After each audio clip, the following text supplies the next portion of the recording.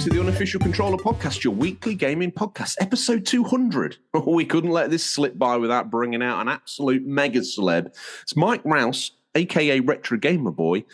We're bringing him back because we want to know about collecting a full Megadrive PAL set. This week, I'm joined by RGT and Mike, who are Retro Gamer Boys to my retro embryo. How's it going?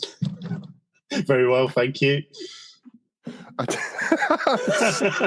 I'm already stumped. I don't know how I'm going to handle doing the rest of this now. It's fine. I've worked on that for over a decade. I just knew it'd come into play at one point in time.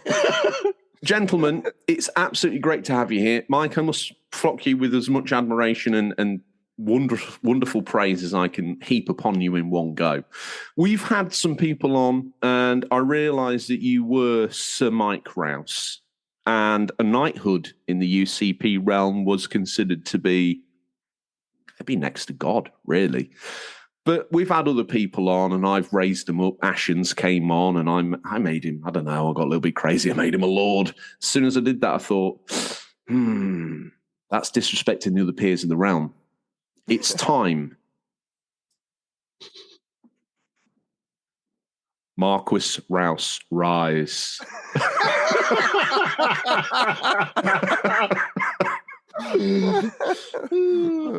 Very good. I will call you Sir Rouse, just for ease. But just so you know, you're the first Marquis of the show. Oh, that's awesome. That's amazing. I was thinking maybe Cardinal might come up. Bishop. Something that can serve the community in some way. No. We lock you in a tower away where you can do your wild video machinations, you conjure your magic. To all those that obviously haven't listened to your 3 previous episodes that I think you've been on with us, one of them is the Christmas smash. What's happened to my voice? My mouth has been inherited by cotton wool. The Christmas special, Retro Boy. We had you on to talk about your new position at Antstream, and then prior to that, we had you on to talk about your gaming career, which, if people don't know, you've had a touchstone on pretty much every modern thing in gaming that people actually hold dear. You're going to say, oh, no, he's nodding. Yes, I have. Yes. Yes, I am that guy. I would say gaming's best kept secret, so I implore everyone to go not only check your videos on YouTube, Retro Gamer Boy, but also dive deep into our back catalogue and actually find out quite what the humble yet decorated person you are.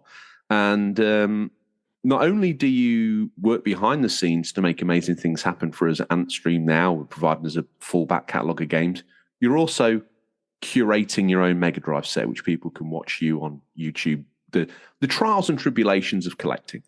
Now, we'll part that there because we're going to get deep into the weeds on box variants. You have gone down the deepest and darkest of rabbit holes, sir. But fair play to you. In that crowd, you might think it's a misprint, but one of the guys on that Madden cover, that one particular Madden cover, has got his eyes closed. I'm buying it. Sometimes it's Tipex spilt on a box by a 15-year-old doing his maths homework. Like, okay, I don't know if it's a box variant, but as you were, sir. Gentlemen, as you know, so Mike, thank you again for coming on. Obviously, a glutton for punishment or a big fan of pain. You're here again. So thank you. I must ask you, gentlemen, what have you been playing? Marquis Rouse, what games have you been playing over the Christmas period and maybe over the weekend? Well, I'm quite a relevant person when it comes to gaming. So I'm playing Final Fantasy, the new recently released Final Fantasy remake, 7. Which I think was released, 3 years ago? It's a new game. Yeah, it's new for me. Finally got round to playing it. So I am playing that. I'm playing it with my son, actually. He's 9 now. And we got into playing because I was playing Final Fantasy VII, the original, on the Switch. And he was loving that. And I said, well, there's the remake out. We can have a look at that. And he said, no, I just wanted to play this. I said, well, let me get the remake. Got the remake, switched on. He's like, oh, yeah, let's play this one. It's got voices. And I can actually see what's going on. I know I'm going to probably get a lot of hate for this, but Final Fantasy VII on the original PS1. Yeah. it's a blocky mess. And I can appreciate why a young kid might say, do you know, Dad, to get close to you, I'm going to look at this, I'm going to nod and smile, and then you're going to show me what real people on the TV screen versus Lego. You can't. I'll tell you what, I didn't realise that Jesse in that game was a girl. Oh, wow. I always thought it was a guy. So that's how bad the graphics were. You couldn't tell the gender of characters. It was future-proofing itself. It was future-proofing itself, yes. So playing that, it's interesting. We'd need another 3 hours of podcast to go through my thoughts on that game at the moment. I'm up and down with it at the moment. But I'm also playing, and I've got the box here because otherwise I'll forget the name, Jesse Yeager in Cleopatra's Curse on the Sega Megadrive and Genesis. It's a rogue... It's a roguelike. It's a Metroidvania-like game. Where you're going through ancient Egypt tombs, getting weapons to unlock new areas. But very cool. Indie developed game. Came out last year, I think. But yes, finally got my copy from the States, and I'm playing through that. It's excellent. How does the Mega Drive handle creating these? Is it a random generation of the levels?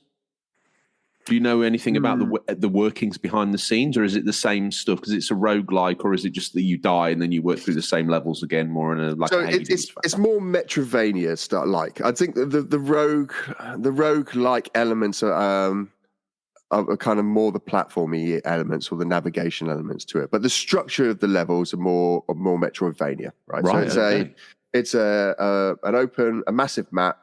And it's got the classic blockers, right? You can see this part of the map, but you can't get to it because the ledge is too high. And you've got to go find the tool to kind of help you get past it.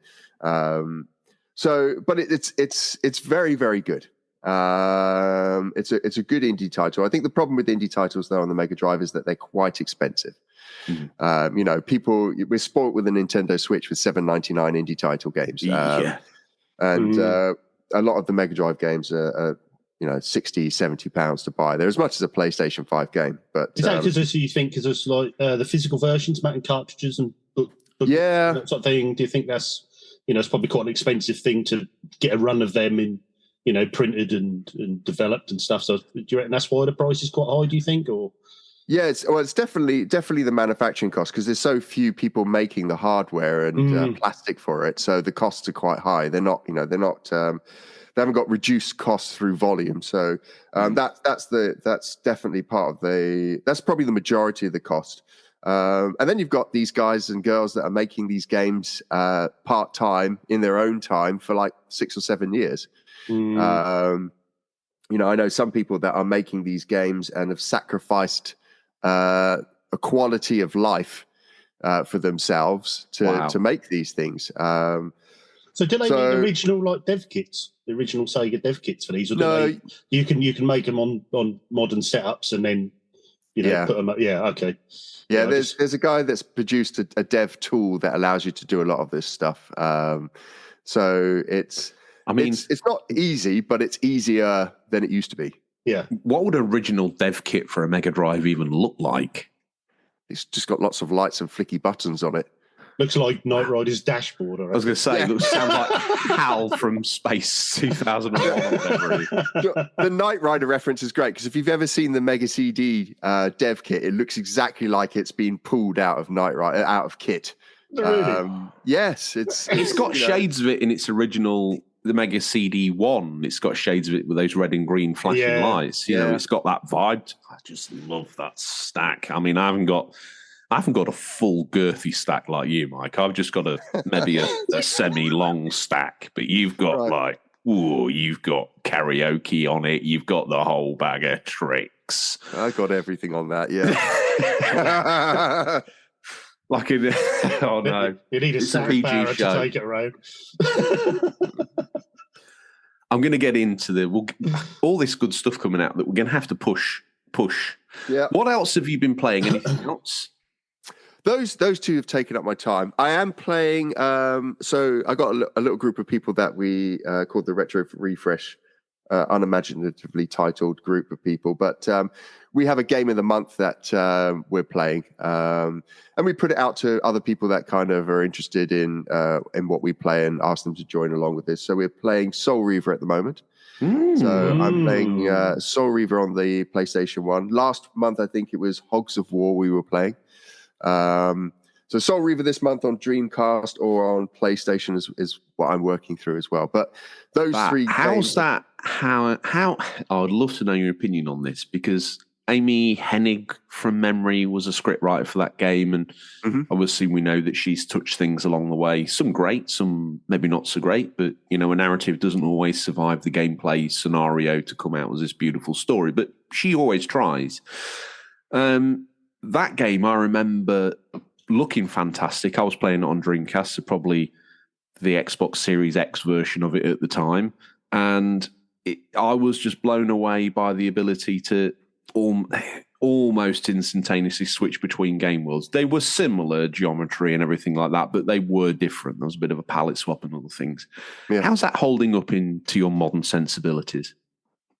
It's difficult because I have rose-tinted glasses. Like many of us that are kind of buying into our childhood or into our past, right? So I think if my son was to play it, he would struggle a lot because, it was the early days of 3D. And so as game developers, we were testing, trying out things, right? And those types of games were an attempt to use 3D in new ways to make action platforming games more interesting.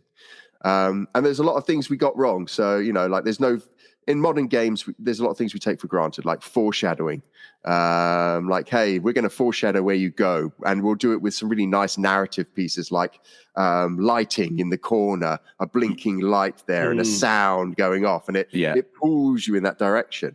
That era of gaming didn't have the tech there or all the knowledge, and so a lot of it was like, right, if you've beaten this boss, right, now try find where to go next, and you'd end up just backtracking all the way back to the game at the beginning of the game again. Yeah, you'd missed somewhere. So I think apart from the obvious graphical differences, that was one of the big ones where I think if you were to play it now, you would struggle. And a lot of people struggle with those games, early 3D games. It's like I think if memory serves, I always found on Dreamcast, I can't speak for PlayStation necessarily, but obviously it was one analog stick. So obviously the camera control was not mapped. Maybe it was mapped to the shoulders, if anything. Shoulder buttons. Yeah. Yep. And that's to a young kid or to someone who's sort of refined themselves through the evolution of gaming as a whole. Sometimes to switch back to that feels very cumbersome and almost unintuitive. It very much was, I think. It wasn't until PlayStation 3 era where developers really understood camera and how to use it. I remember working on the Getaway 2 and trying to make that camera work. That was the first cover shooter, and trying to get that work with walls and how does the camera react with a wall and how do you control it? It's tough. Yeah. And now you've got procedural cameras that kind of and AI generated cameras that can almost figure out how you're moving around things and predict where you want the camera to be. Oh, my. So AI's in my video game camera controls now? Yeah, of course. AI has been used for a lot. A rudimentary amount of AI is always used. Yeah, for sure. This is why he's Marquis Rouse. I don't want to rest our opportunity with you, but RGT's got a pretty good agent, to be fair. So I have to ask him what he's been playing. It's quite random. Give Mrs. RGT my love. I certainly will. It's a bit random. We, me and Bald Border from Discord finished The Quarry on our live stream last week. Really enjoyed that. It's strange because at times it looks really good, and like I said before, it's got that Until Dawn feel about it.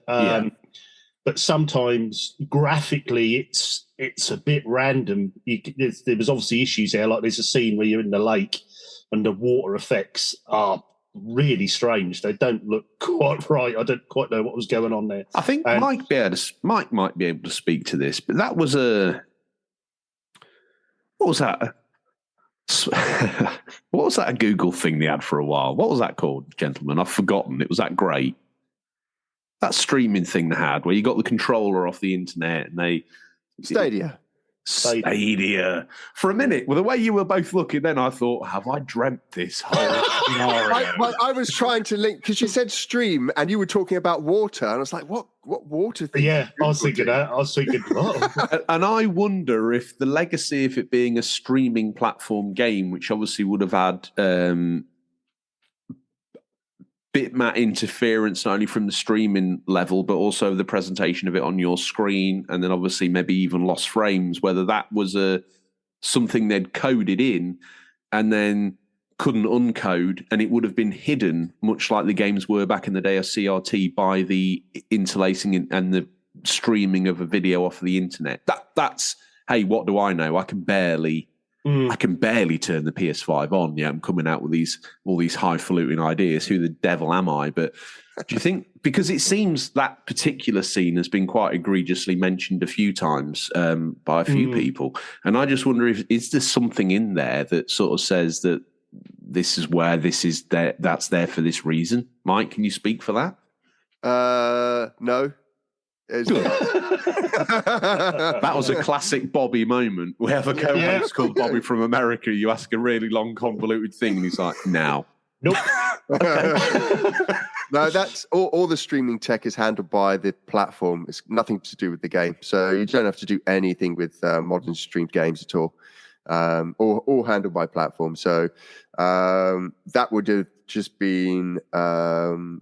I suspect what's happened there is they've run out of dev time and they've done something a bit clip art splash. A clip art splash or something. Yeah. It was strange. Wow. And there was a couple of times where there was obviously a cut scene, two characters are talking, you look behind them in the window, but the window would just be flicker and grey and black. There was no, it was looked so it hadn't quite been finished. But they were rare. That didn't happen too often. Like I say, majority of the game looked good. Loved the story. Not what I was expecting at all. Obviously, no spoilers in case anyone's playing it. But yeah, really enjoyed that. Definitely going to have another playthrough. Quick question, just to intercede. Obviously, we were a fan of Until Dawn. I thought that did some remarkable things. Then we had the sort of Dark Pictures anthology in between, which was a little bit hit and miss for me. Is the Quarry a return to form, or is it more of a continuation of the Dark Pictures anthology style? It's like they followed on from Until Dawn. It's sort of their next. It's obviously not in story, but in the next way. Is it as good as Until Dawn? Personally, no. But I think that's more because Until Dawn was a surprise when I played it. Whereas this, you sort of expected it to be. But if you like Until Dawn, then I think you've got to play The Quarry. I think it's that sort of way again, keeping people alive. Story, you don't quite know what's going to happen. The odd few quick time events, and it's just like playing a 1990s teenage horror movie. It's really good. Yeah, really good. Yeah, I think if anything, I'd probably say it's a bit underrated story wise. I don't think people compliment it on the story enough, but I really enjoyed that, and that was a story arc that I did not expect as well. So, and there's some big names in there as well. You got David Arquette and that Ariel Winter as well is in there. So there's some big names in there. So yeah, definitely worth playing. Also, I've been playing, for some reason, don't ask me why, I've been playing a lot of Mario Kart over Christmas. Classic. Hang on. That's wonderful. Very gamery, and I love it. But where's Aquanaut's Holiday? Son of a Purple? I knew you were going to say. Poor Mike's completely lost. We'll explain after the show, Mike. Yeah, I haven't played it yet. I've been naughty. I will play. I promise I'll play it. I will. Are you a fan of Aquanaut's Holiday? Never played it. Son of a Purple. Yeah. Mario, I can relate to Mario. Me and my wife have been playing Mario Kart for every Christmas for 23 years. Wow. Yeah, well, Yeah. I mean, does that go all the way back to the N64 then, or were you playing the SNES version all that time ago? We did play the N64 version, but she didn't get on with that at all. It was the SNES version all the way up until Mario 8. Really? Yeah, she is so addicted. She plays with my daughter. They probably put in probably over 1,000 hours into Mario Kart 8. Wow. Yeah. Wow. They play it every weekend. I can see why, though. I mean, I've been playing Mario Kart 8 and it's just so addictive, that game. I mean, it's such a good game. It's absolutely phenomenal. She's raising that girl in your honour. You are creating almost like the ultimate athlete. I refuse to play with them because they beat me all the time, and my pride as a gamer is I used to be like, yeah, let's all play together. Oh, I'm easily going to win this. Maybe I'll even let them win a couple. Now I'm struggling to even make it into the top 8. This is why you should have crushed them then, because they're not giving you that same foresight that you gave them on the way up the ladder. No, they're ruthless. My wife won't let our kids win anything. That's it. You lost. Life lesson learned, and you're going to learn it multiple times until you get better. Wow. Then snatches the sandwich out of their hand. Should have been quicker. Yes. Now you're going to starve. Nothing will motivate you quicker than hunger.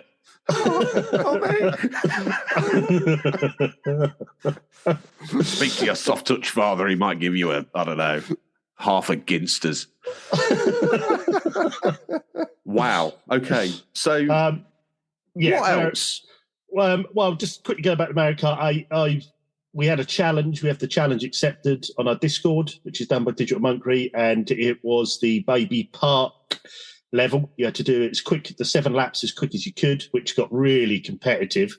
I was nowhere near. I think I'd done 56 seconds, whereas Ginge from the Discord came in about 2 days before the tournament was over.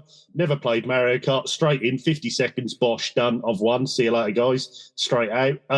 My adoptive red-haired child? Yes, your adopted son, yeah. What does he win for that? Nothing's bragging rights. Every month I try and give him something and you refuse to let me. I can't pay him the CSA payments or any alimony. I just want to give him maybe like a coaster. A coaster. Yeah. But anyway, yeah, so that just got me playing it. And then, because obviously you can't do that level on the Wii U version, which I've done most of my playing on the Wii U. So then I started on the Switch, went down a rabbit hole, and before you know it, I'm trying to get first place and all the stars on every track, and hours later, but I'm still playing it. But loving that. You're going to love this one, George. It's a simulator I've been playing. Oh, hold up. Yeah, and this is something I never thought I would play. G1 jockey. No, I'm done with the G1, you know that. Power Wash.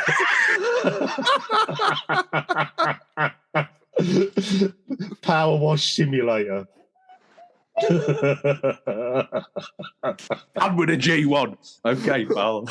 I'm with a G1. Yeah, Power Wash Simulator. I never thought I'd play that game. And the only reason I downloaded it was on the PlayStation Stars. You obviously have to, one of the criteria is you download one of the games that month. So I pinged that up, started playing it. 5 hours later, I'm upgrading my gear and I'm washing down people's quads and houses. I have played that, but I do find it it's quite a relaxing game. Yes, very, yeah. It looks quite nice with its, I think the cool kids call it like that sort of voxel art style and I don't mean the makers of the Nova or the Astra or maybe even a Cavalier. I'm talking VOXEL. I might have spelled that wrong. But one thing I did get quite annoyed with is I was cleaning and I was thinking, this is clean. This is clean. I've sprayed this area. And then I realised there was a little button that showed you and there was a pixel on the bottom of the wing mirror. The harshest critic ever. Not even a Sergeant Major is going to come in. No. You clean for 3 hours solid because you missed a full stop. under a wing mirror. It's proper OCD, yeah. It's you have to get every area, yeah. But yeah, I quite enjoyed that. I end up spending like half a day just drifting away, cleaning different things and upgrading stuff. So yeah, really enjoyed that. Bit more. God, I tried to play it. I honestly tried to play it, but I fell asleep multiple times. Proper bloke. Maybe it's my age, but I was cleaning the van. You start off with the van. Yeah. So I couldn't even get past the van. And I didn't even get one side done. And my son was watching it because I'd bigged it up to him. I said, "This is brilliant. Your mum's going to love this. Let's play it." And I think I'd finished half a door, and he pushed me, and I'm sat there, and the spray's just shooting up in the air. I've fallen asleep halfway. I'm like, I'll carry on. I think I managed to get another quarter done around the wheel arch, and I fell asleep again, just spraying the wheel. My son left the room, and I'd slept for 45 minutes spraying this wheel in the same place. So now that's a relaxing game. That's a relaxing game, yeah. Practically been lobotomized by it. RGT, were you lobotomized or were you surfing the hard edge of adrenaline? Oh, I wouldn't say I was surfing the hard edge of adrenaline, but I was definitely relaxed. I wasn't quite as relaxed as Mike, but I was relaxed.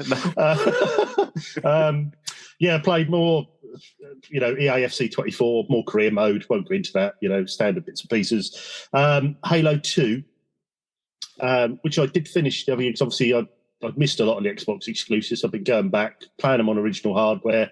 And I was going to start Halo 3, and I suddenly remembered I could not remember the second half of Halo 2. I don't know why. I don't know why it didn't stick with me. I couldn't remember what happened. So I thought, well, while I'm off, I'm going to start playing that. I'm about 2/3 of the way through.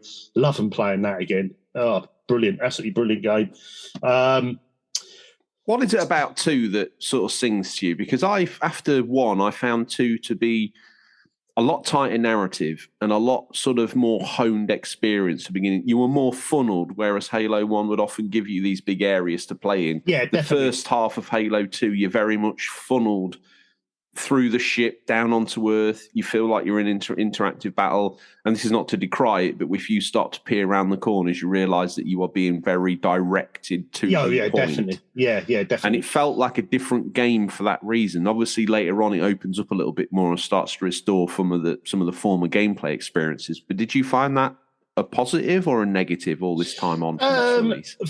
First time I played Halo 2, like I say, I don't know why I can't remember the second half of the game, but the first time I played it, I didn't like it as much as 1. I preferred Halo 1. But now I'm playing a second time. I think yes, it is a bit more linear than the open as it was before. But I think I like it because you're swapping characters a bit as well, which I like. I think that's something a bit different. So I like as the story has continued on, and I think they've linked it up quite well. And that's what I'm enjoying, I think. But I just want to get on to Halo 3, which I was hoping to play on because, bless him, Bo Belober, our community manager, sent me the Halo Master Chief Collection for my Series X. But as you've probably all seen on Discord, I've had a lot of troubles with my Series X controller, which has now got to go back. So I'll probably be playing Halo 3 on original hardware. I popped in and saw you all handbags and glad rags about your Xbox controller, and I thought, what is all this? And I thought, I don't want to know. It's all kicking off in there. What actually have you done to it? No, I'd done nothing to it. I hadn't played my Series X for a few weeks. I don't think the Xbox customer service department listens. So what have you done? Spilt a drink in it? Been sick in it? What's been going on here? No, nothing. I just turned on a scavner. I just took. I just looked at it. Honestly, yeah, nothing to do with me. Fell off. No, I turned on my Series X from the controller, which was fine, and then after about 30 seconds, kept disconnecting. The controller charged it. Yeah, it's all charged up. Everything. Well, it's batteries in it. Put new batteries in. Were you using like Duracell? All the brands are available. Or were you using like Stingrays or something like that? Stingrays, no. Duracells. Tried all brand new batteries, everything. Could not get it to connect. So then, luckily enough, Bo Blober come on, being the Xbox expert he is, and just said, right, try getting another couple of controllers to connect and make sure it's not the hardware in the this. Wow, so you went 150 quid deep on new controllers to prove it? No. Yeah, used Xbox One controllers. Linked them up fine. They work fine on there. So it's obviously a fault of the controller. But I won't mention the company I bought the Series X from, which I got new about 8 months ago, have told me, no, you can't change it because it's out of warranty, which I thought 8 months was a bit tight on a brand new system. But Boboloba's got me to go through Microsoft, so I shall be exchanging it straight with Microsoft for a new controller. Many questions here, but I'm going to let them lie. I'm worried of time. Yes. Just quickly, I've played. I just started a couple of days ago. Star Ocean: Divine Force. This isn't your cup of tea, but for some reason you've been attracted to this. Yeah, I've never been into the sort of JRPG sort of things. That's why I sort of missed a lot of the Final Fantasies first time around. But ever since I played Harvest Stella, I've been trying to get. I feel I've missed out on so much with these great games coming from Japan, and that. So I'm really trying. And since I played Harvest Stella, what, you're from Japan, or the games are from Japan? The games, right? Yeah, I'm definitely not. You might be. Well, so I've been playing that. And I'm colourblind. So far, I've enjoyed it. I've enjoyed it quite a lot. Oh dear. Yeah, so it's okay. So far, it's quite a good story. Graphically, it's okay. You know, I think it's another one of the Square Enix have gone for a bit of knocking out a lot of games, haven't they? But more, I wouldn't say low budget, but they've done a lot of these games like Harvest Stella, Star Ocean, you know, where they've sort of done these smaller stories. I know some could argue a little bit of a sort of strange skew for them. Instead of, maybe it's wise, if you can speak to this, Mike, they've kind of spread their bets in a way over the last 12-month period, especially. It's a very busy release window for them. Yeah, recently. Whereas a lot of maybe other developers are probably putting all their eggs in one basket. Is this a shrewd move by them, or backed up by some sort of weird idea of using their old franchises a little bit and then also peppering those out with things like Harvest Stella? It's a smart way to make a tough budget year go further, I think. Often when you see this, it's a way of spending less on development, but still putting out a quality product, especially if you're leaning on legacy IP, and of course the indie title stuff, right? The indie stuff is, there's now degrees of indie. You can get an indie title that costs $50 million, or you can get and I think that's something that Square have leaned on a bit, kind of like Team 17 started to do, but on a bigger scale. You know, Team 17 started to push out a lot of those indie titles. It's like Square Enix do the next level up of indies, the rich indies they seem to do. Yeah. So I think it's that. I think it's basically it's a great way to deal with not having to drop 100 million, 200 million on a massive title. The Final Fantasy games are close to $1 billion each, right? So, Wow, it's crazy. It's absolutely crazy. Your wages for an episode, RGT. They're going up, inflation. Wow. We'll speak about that after the show. Mumsy, fetching me the scalpel and maybe something to numb the pain. I don't know what. Maybe a kosh. To have to sell that other liver. I've only got one. So what's the other three of the things they've taken? I don't even know I'm even alive, but there you go. As long as you get paid, RGT, we're all good. Exactly. Is that your gaming Christmas smorgasbord laid out like a plate of cheese and crackers and grapes and all the accoutrements? Or is there one more little... There was one more, I was blue cheese stuck around the back random. of your teeth? Okay. It's random. Stunt Car Racer, Amiga. Jeff Crammon's Stunt Car Racer. Stunt Car Racer, yeah. I had that on the Spectrum back in the day, and I've actually I can't even imagine. Yeah, I had it on ST, and it was a flick book. I can't imagine. 1 frame per second is underrated, I can assure you. But playing it on my A500. Got the little mini console, so I've got that out and been playing. And you were sending me one of those for Christmas, loaded with all my favourite games. What? Post Strike or something, or? Oh, I never remember saying that, but it's another one of them promises I've forgotten. Yeah, Yes, I've been. My really friend makes that console. He designed and made that console. Really? Yeah, it's very good. He's actually the licensing director at Antstream as well. But yeah, he's got a number. He's got some other projects in the sidelines, which are very. Did he do the C64 one as well? He did do that as well. Yeah, I've got both of them. Does that mean? Are you kind of hinting to me, Mike, that beyond all sensibility and logical and business sense, he's making an Atari ST Mini? I don't think so. No. That would be. I mean, he'd sell like 6 copies. Yeah, I was thinking one to be for me, fair, one for me mum. The ST community would probably spend so much money on them. He'd make his money back and then some. I would be there, front and centre. Yeah.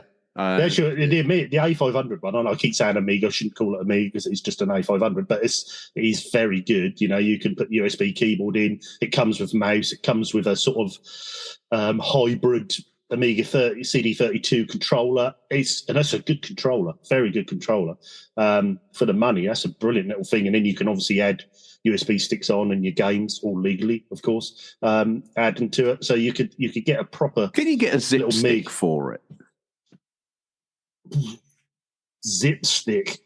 Yeah. You know, the classic, what I would call Amiga 16-bit ball. I don't know how to describe this. I used to use the Competition plug. Pros. I used to use. Oh, really? Okay. Yeah, but I think you'd have to go to because they're USBs. You'd have to go to. Mike would probably know better, like Monster Joysticks or someone like that, who make the custom joysticks with the USBs on. You could use. I'm glad we clarified they make gaming peripherals because. Stay with us. We'll be right back. Do you like video games, podcasts, and reminiscing? I'm actor, video game writer, and total sweetie pie Connor Savage McCabe, and on each episode of Call Me By Your Game, I sit down with a guest for an intimate look at a special game from their past. Did you and your dad beat Spyro the Dragon over the holidays? Or was Halo 4 the one thing that united your roommates during your senior year of college? Stories like these are what Call Me By Your Game is about. From video game content creator Janet Garcia to Hades voice actor Courtney Vinay's, I interview wonderful comedians and game industry friends about these memories. Check us out wherever you get your podcasts, and maybe someday you'll call me by your game.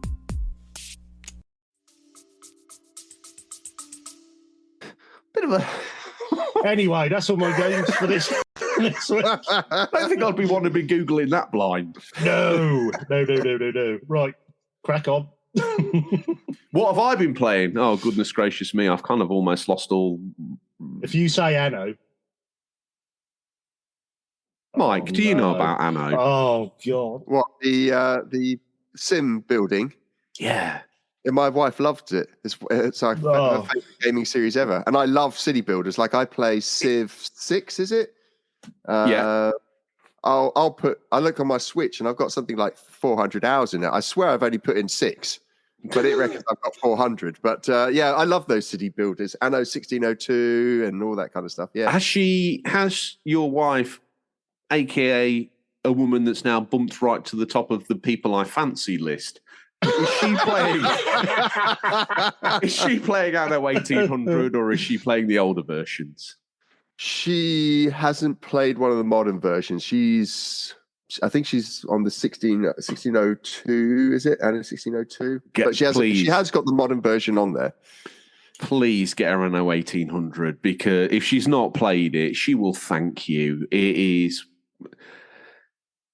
If I hadn't already wasted hours of podcast listeners' time on Anno, I would go boof. How many hours have you played now? Don't look at me. Don't even talk to me. I don't even want to know who you are. How many hours have you played of that? Because you were before, I believe you were 500 or 600 hours before. I don't even know who you are.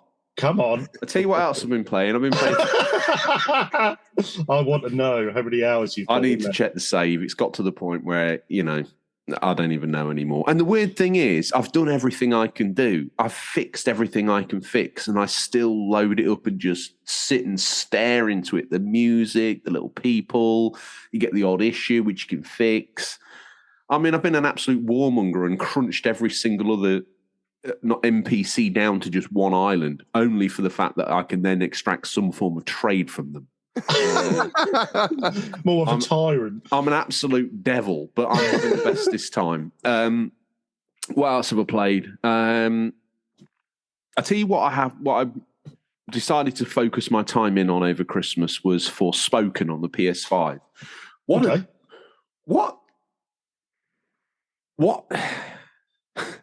is that? Because for me, it's actually quite an interesting premise and an interesting game, and almost like an 80s movie like Labyrinth. But then the world is so vast and spread so wide that it's hard to enjoy any single part of it. There's no singular focus moments of beauty out there in the deserted wasteland. I know it's a deserted wasteland and it's been savaged and everything, but you would expect some point of even if it was like a hard-edged version of beauty, you could sit and go like, wow. But it's a lot of acres of brown, which is a shame. The enemy encounters are interesting. It basically, although it's a magic game, I did find myself playing it like a 90s third-person shooter game, using spells as a substitute for bullets, which was interesting. Did the first boss, so then I got COVID, so I kind of fell off it a little bit. But when I went back to it, it's one of those games where the soft skill fade was quick and real, and I was like, I've got no idea what I'm doing with this controller anymore. So I slowly started to grind back into it, but was finding very little narrative focus for driving me forward either. There's lots of side missions, but they're delivered in a way where instead of wanting to help this poor innocent child, I just want to probably drop it off the nearest cliff. Wow. Now, that's not to say, now you might say, George, let's put that in the summary pot and see what comes out. And you say it's not a very good game. I don't think it's a bad game. I just think it's maybe an average game. I played the demo of it, and although I did quite enjoy it, I couldn't quite work out what it was trying to be. Does that make sense? I didn't. I don't know. Was it cover shooter? I tell you what it feels like, and I don't know if I'm being wrong here or and if I'm speaking badly, you correct me for a moment. But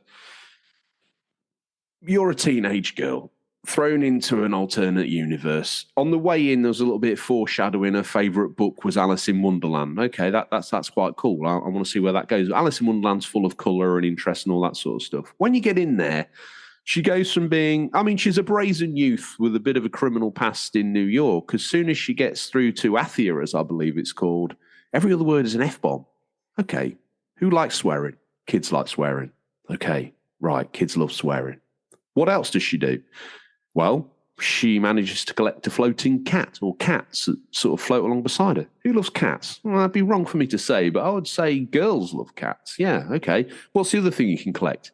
Nail polishes. Hang on a minute. Wait. I know that nail polish isn't intrinsically a female-focused product these days, but it's one that you would stereotypically lump in. And this game was developed in Japan. Is this game badly marketed in this country, in the West, is actually really almost like a teenage girl's Demon Souls, Bloodborne.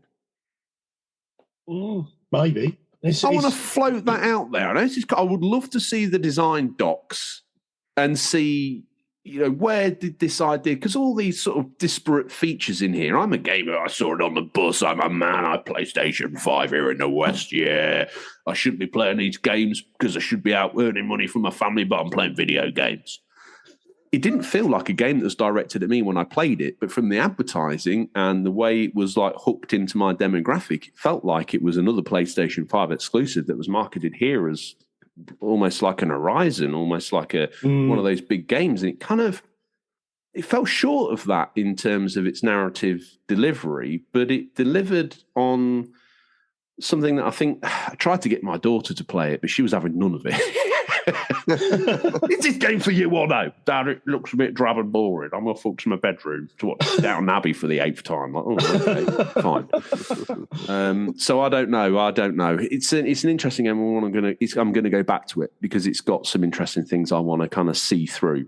But I tell you what, the difficulty curve after the first boss went through the roof. I was Really? like, whoa, hang on a minute. I fought one of those before and struggled. Now you want me to face 5? Are you kidding? Wow.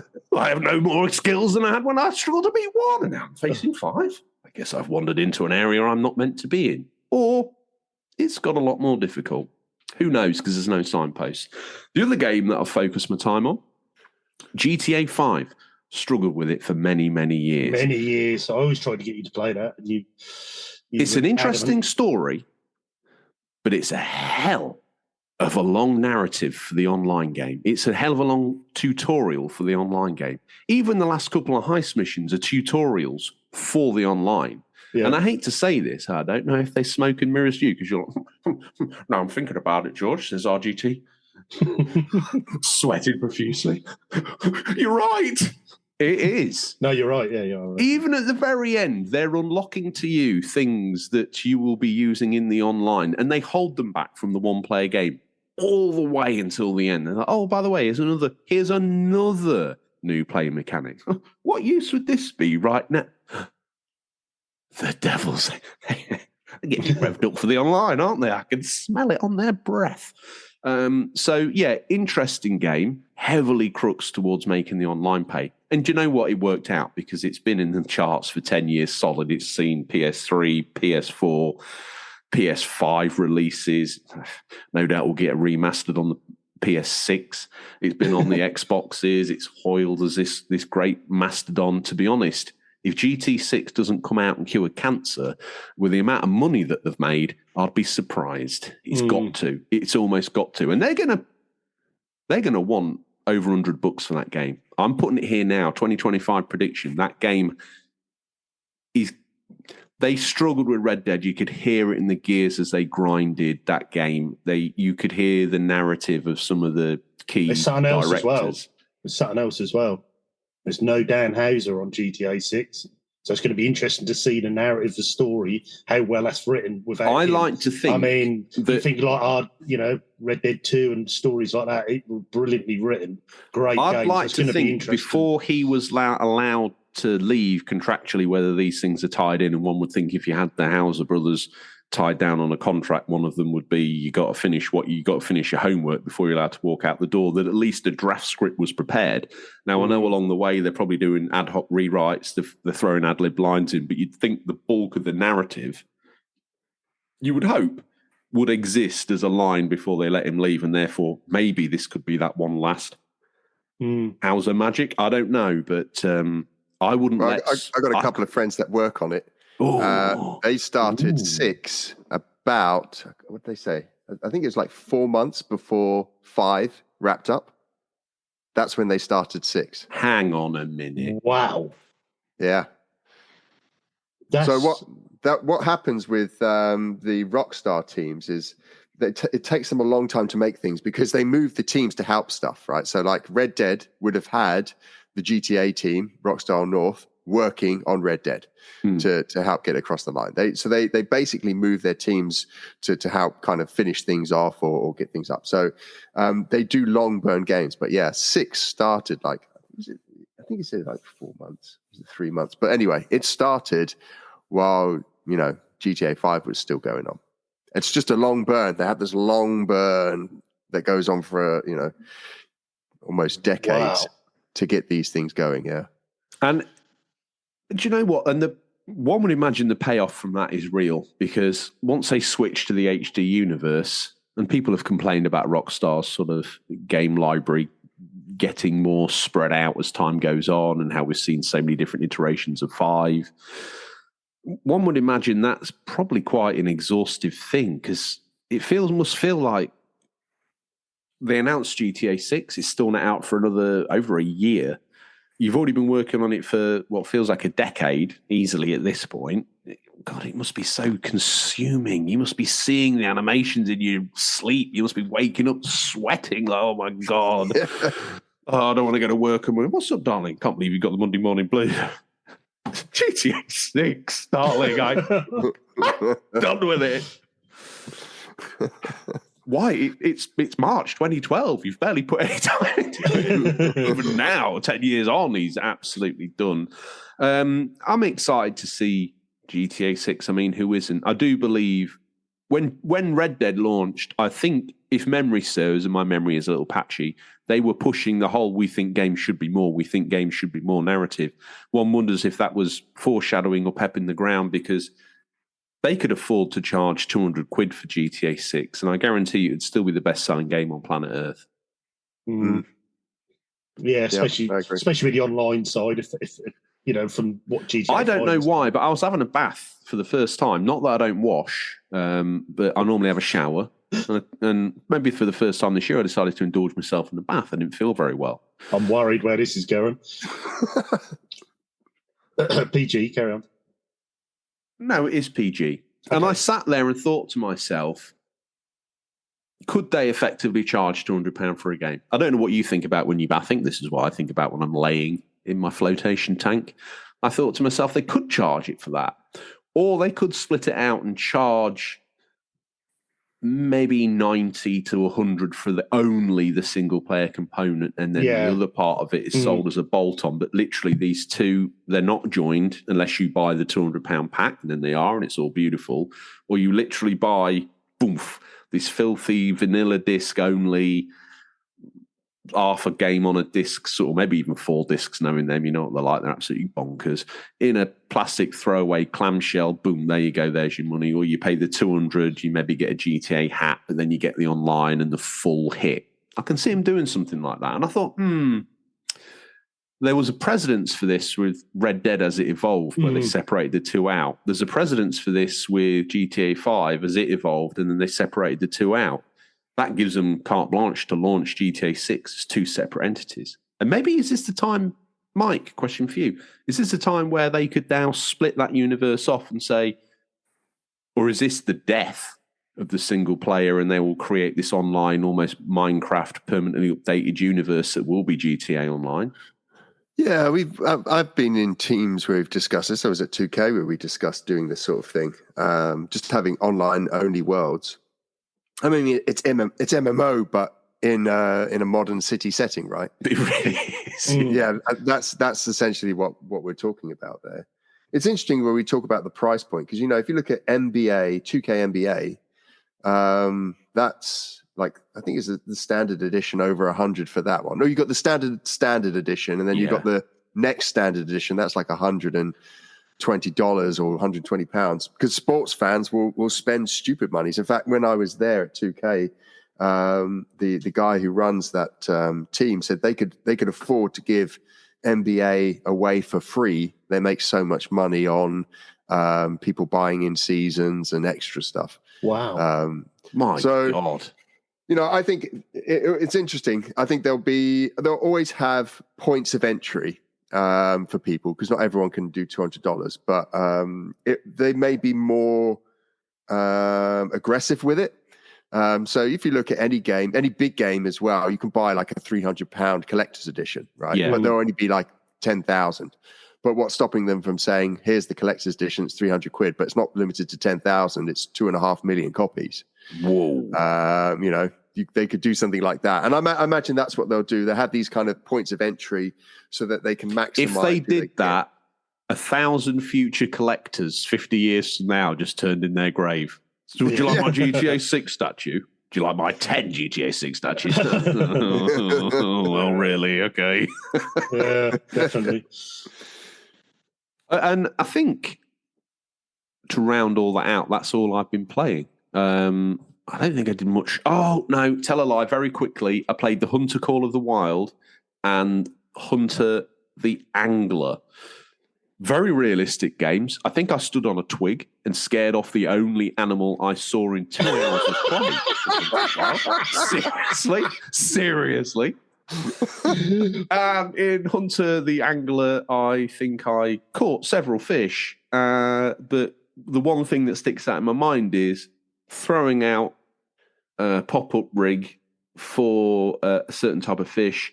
And after 20 minutes of sitting there enjoying a cup of tea and staring into space, I thought, well, this is very realistic and probably not quite what I wanted from my fishing game. I know how you go all in. Were you sitting in your living room in waders and a little bivvy tent?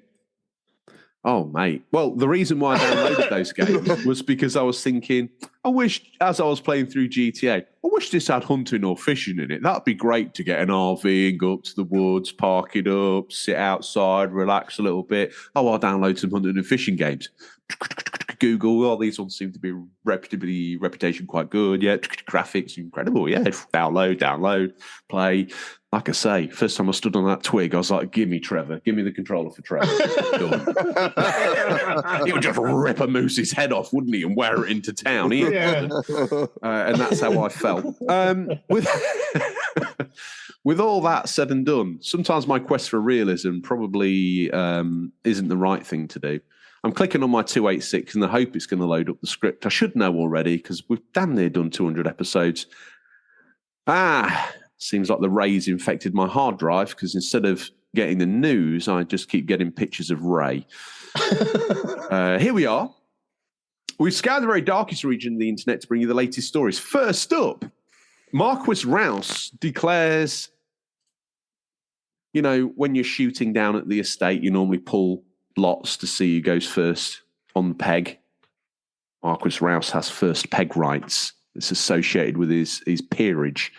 So, Sir Mike, first peg to you, sir. Okay, then. We have check with your doctor before playing. The release of The Last of Us Part 2 Remastered is right around the corner, lurking in the darkness with Naughty Dog's enhanced re-release creeping towards a PS5 launch on the 19th of January. One of the most intriguing aspects is the vaunted, is that right? That's correct. Don't doubt yourself, you sexy man. You know, a roguelike twist on gameplay, which one Naughty Dog developer has assured players is not for the faint of heart.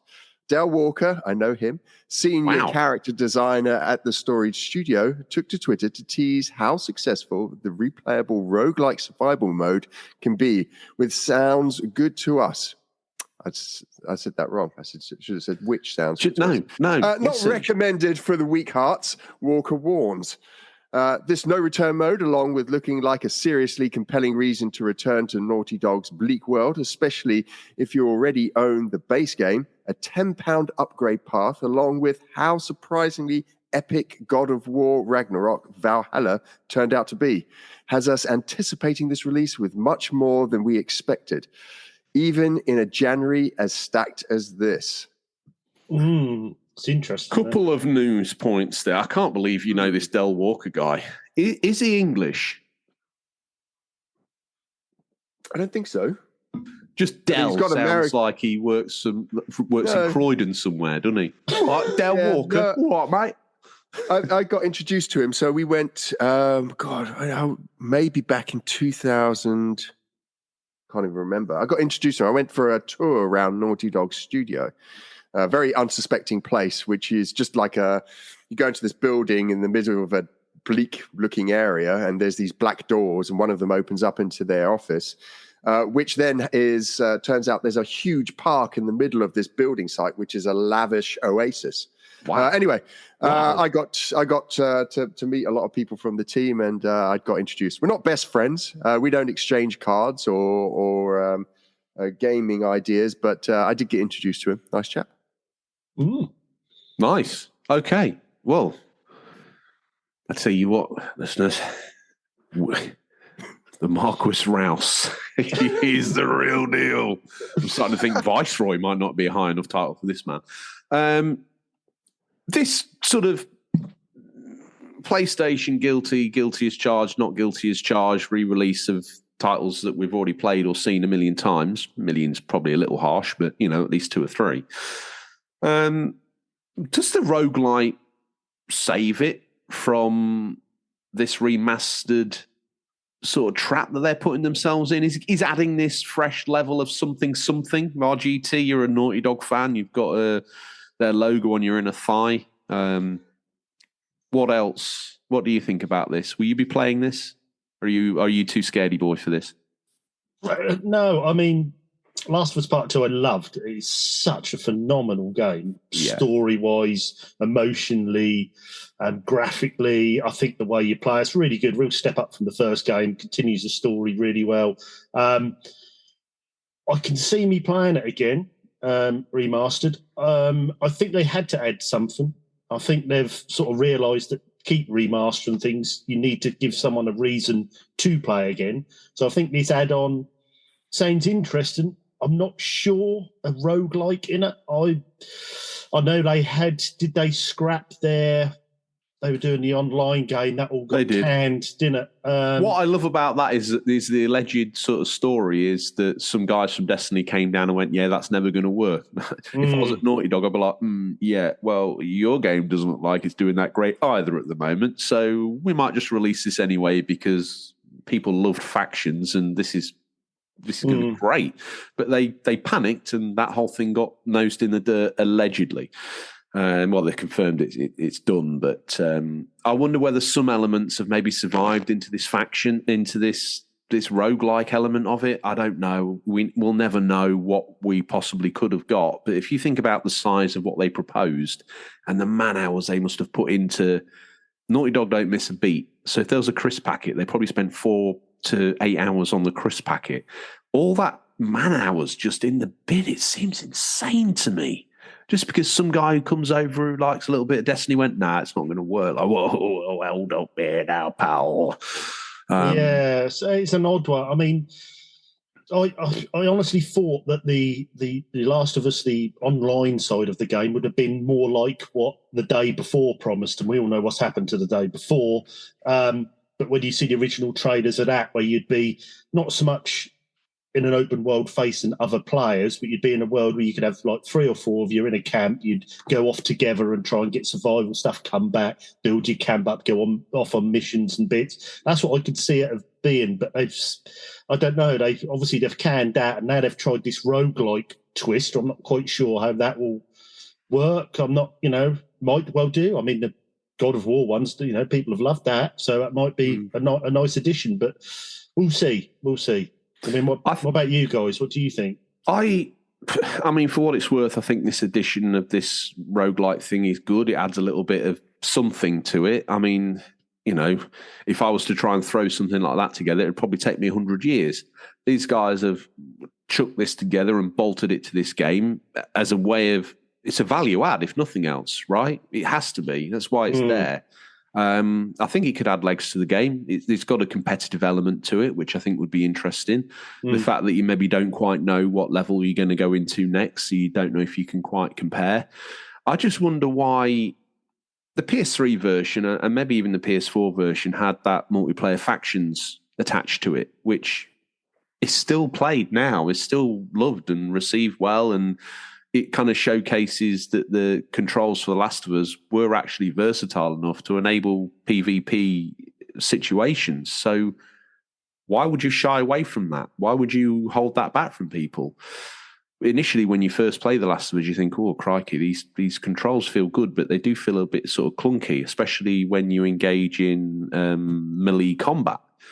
But actually it worked and it was fun. And there are elements there that they could have worked on or expanded or grown, and the whole thing's been canned. I find that odd. For this release, I think this could be exciting. I think there's going to be lots of streamers. It's certainly going to catch the attention. The YouTubers and things like that could easily put montages of this together and it do well. Therefore, not only is it a value add, it also opens up that whole tournament thing where, I don't know, Johnny Newboy, never had a PS5 before, suddenly looks at this and goes, wow, this Last of Us thing could be quite cool. I'll get this. Then he has a go. Maybe, it's like me on Stunt Car Racing on Atari ST. All the big boys talk about it, don't know what it is, but I bought it. Jeff Crammer's got some money, and now it's in a disky little floppet drive box down there. He was a pirate, so he never got any money anyway. That was a 16-bit home computing era. If you want to come for me, fact, you know where I live. I'll pay Jeff Crammer the money in person if it's an issue. So I don't know. I'm excited for it. I've got this already pre-ordered. I think I had to do it from PlayStation to get the version that I wanted. I missed out on the first re-release PlayStation thing. You know what we're like, guys. We collect bits of rotten plastic with rotten bits of silicon going off that ultimately is a web address to a download anyway because it's got a cardboard slipcase on it. I gotta have it. And I'll pay 20 quid more for it as well. A cardboard George, £20? You really? Oh, God. Oh, what a character. Mike, what do you make of this whole sort of debacle? First of all, as a value add, do you think this roguelike could add value and possibly, as I said, sort of drive people's attention to the game? I'm sure it will do. I mean, for me though, it feels just like a short-term thing, right? It's kind of, it will last 2 or 3 years. And I don't know about other people, but when I look at online games that I want to play, I almost want to kind of find a universe that I can just lose myself in and just play. I envy those people that found EVE Online and still play it 15 years later, right? Yeah. I've not found that yet for me. So I think it'll do okay. I don't think it's going to be big bucks. It's not going to be a Fortnite thing, or that's what these developers are all hoping for, is a little bit of luck and some decent traction that propels them forward, so that their whole business model can be GTA 5 online or something like that, right? Because it's a good way of maintaining your business and then earning extra revenue to make other games. So that's what the just hope to is. That point, what I find hilarious about that is they're all clamoring to catch a little bit of the magic of Fortnite. It's a cash cow. Let's not muck around here. My son spent more on dances on there than he's probably spent on food in the last 3 years. It's ridiculous. And that's all well and good, but Fortnite now are using that platform for them to be able to experiment with a whole range of different games, world-building games, this game, that game, this thing, that thing, music creation game within, I was like, what the hell is this game? It's Roblox, right? So this is the thing about Fortnite, which is quite impressive, is that team made a rubbish game Save to start the world. off with. Yeah, it wasn't great. It was okay. It was an indie kind of like title, go around, defend against zombies and all that kind of stuff. And then PUBG came along, and they took that and they went, you know what? Let's see if it works with us. Smash hit, big one. Yeah. What they're doing now is Roblox. They literally looked at Roblox and going, look how much money Roblox. One thing that I noticed about that moment that actually kind of set it apart. PUBG at the time was locked to Xbox, whereas Fortnite was everywhere. Yeah. When they adopted that, the PlayStation players, I feel, went, well, I want one like that. Well, the closest thing you got is Fortnite. Right, boom. And it, obviously with the critical mass of PlayStation, boom. I know it's on PC and everything else, but it seemed to have that swaying factor. I think it's also, it looks accessible. It looks friendly, even though you're machine gunning people to death. I'm death by 1,000 numbers, but certainly you are definitely machine gunning people. Yeah. Whereas I think like PUBG, I loved PUBG, but I was the sacrificial lamb whenever we played. And to be honest, in any multiplayer competitive game, I'm a Leroy Jenkins player. Wow. I run out all guns blazing, and my sole goal is to distract so that better players can actually go off and win. That sounds like my COD 3 strategy. Yeah, but do you know what? I want to get into that anyway. So so I think PUBG is, you look at it and it's hard to get into, right? It's realistic. It's not really appealing to teens, whereas Fortnite had. I think you're right. Definitely the multi-platform thing had worked, but I think it's just so accessible. It looks so accessible, right? Yeah. Like my son, when he was 6, was just like, I want to play Fortnite. It's like, what? Do you know how to play it? No, but look at that character. It's like, okay, that's where they make their money, right? Let's move things along here. This next headline, I want to take it because I like a bit of it. No sex, please. We are Xbox. Earlier in the week, Baldur's Gate 3 on Xbox made headlines once again when a user received a year-long ban after accidentally uploading some game clips featuring adult-only scenes.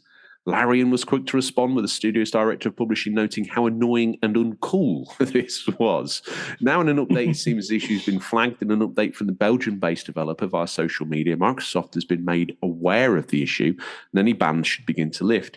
Here's the message in full via social media. Larian Studios.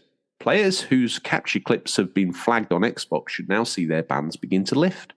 Work is ongoing and the Microsoft team is aware of the issue. If you're wanting to upload any clips in the meantime, make sure to turn off mature content. very strange scenario there. It's almost like we've got Xbox's community guidelines butting up against a game they've been desperate to have since they struggled to get it. And might we say, and people can use the time machine to go back and listen to older episodes, you said Xbox Series S is going to hold back the ability for Xbox to push the series of consoles forward graphically. Much like a forebear of great truths. You stood there many years ago and said this out loud. And many people went, even in the industry, the Series S certainly powerful enough to do this, that, and the other. Well, it transpires, let's say, just under halfway through the console's lifespan. It's tripped it up on probably what became, and PlayStation, just by doing nothing, looked into, probably at the time, one of the most sought after, talked about, and therefore it's console exclusive games they could get their hands on, all because the Series S skipped leg day. What do you think about that? I've got to be careful what I say here. Of course. Let's just say, right, actually, do you know what? I don't know what I'm thinking. I don't know why I said that, because it transpires to me that the PlayStation probably paid for this exclusive. The Xbox is throttling back the power so as not to embarrass the peers in the gaming industry. I think, right, when I was at Xbox, there was a real desire to build a streaming version of the next console. Lower, underpowered, but it didn't matter because you were streaming everything, right? Yeah. And the games industry is going to cloud streaming. It's inevitable. Every music does it, film does it. If I look at my kids, they don't care if it comes in a box or not. They just want instant access, right? They want to be able to play lots and have everything. I think the Series S intent was that would hit the streaming audience, and they wouldn't have to worry about the tech. But I just don't think the audience is there yet. And I run a streaming company, so I don't think people are ready for that journey en masse. No. And so that's why they're hit, and you've seen this with a lot of their other big titles. Was it Starfield, where you play it on the S, and it's just like, it's terrible. Technically they've done a good job trying to get it up there, but the expectation, a solid port, as one might say. Yeah. But I think people were, when they look at the X and the S, they're struggling, and no doubt the X had to pare back the console port so that the S wasn't completely out of range of being able to do it.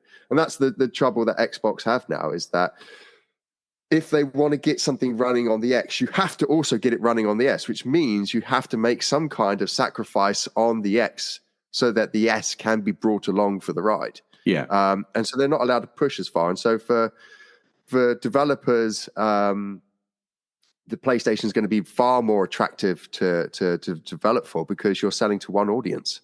One, you don't have to do two.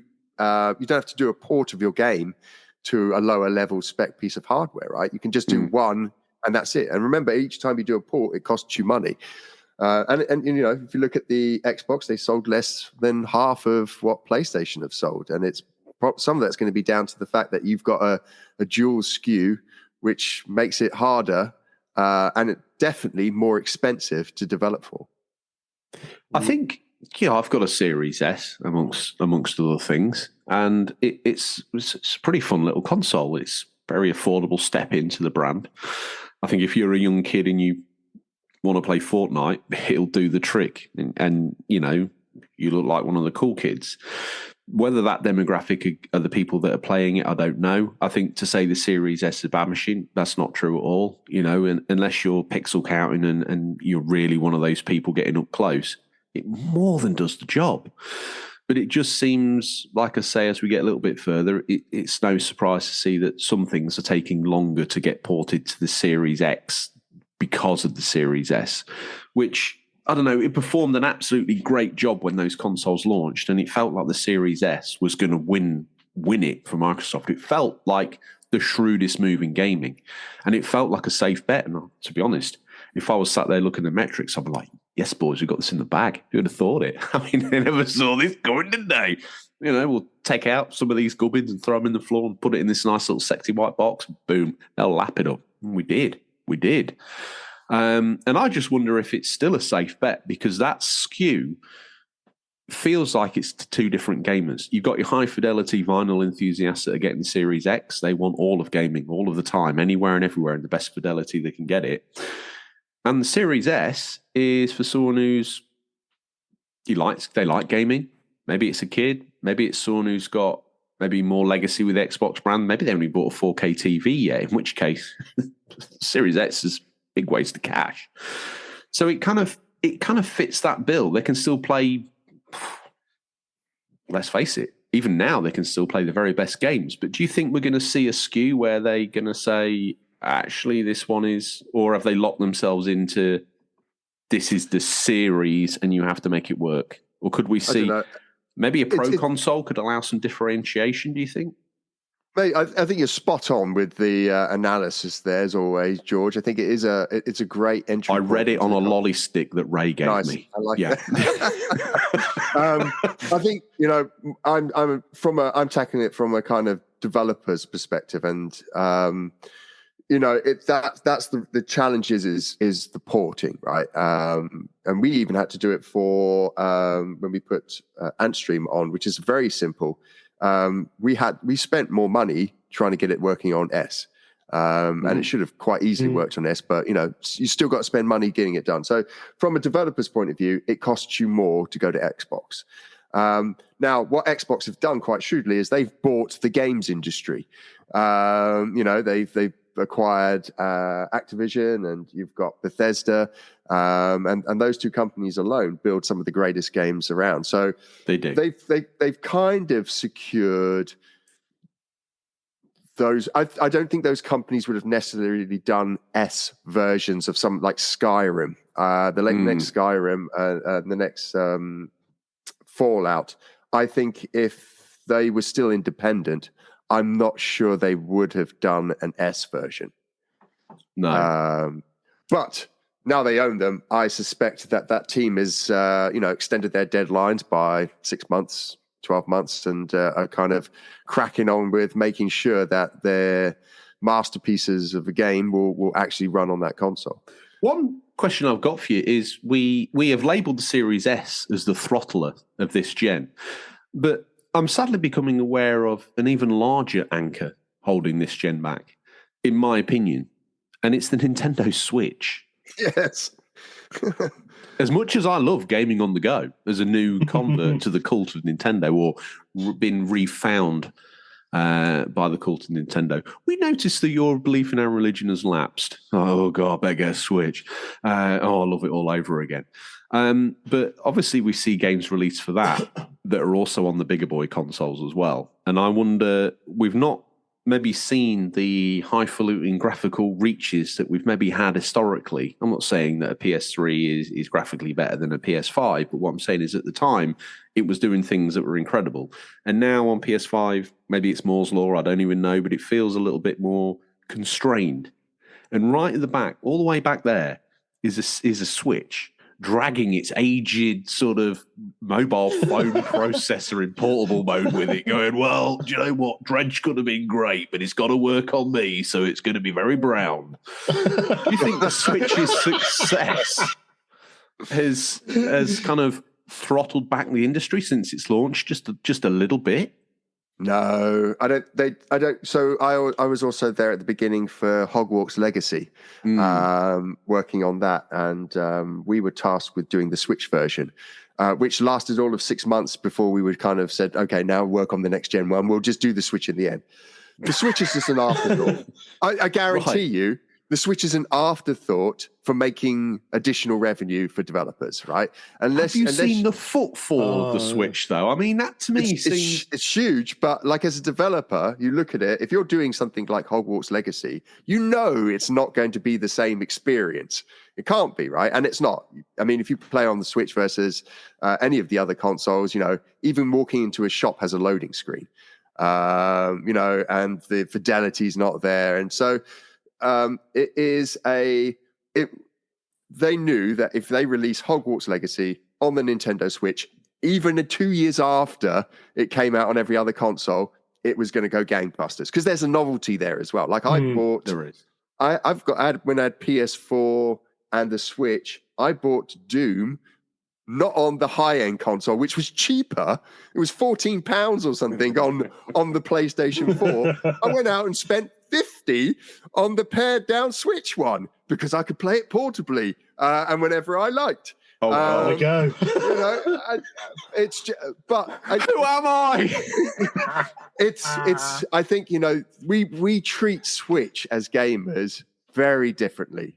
You know, we will give it a pass on so many things because of how novel it is.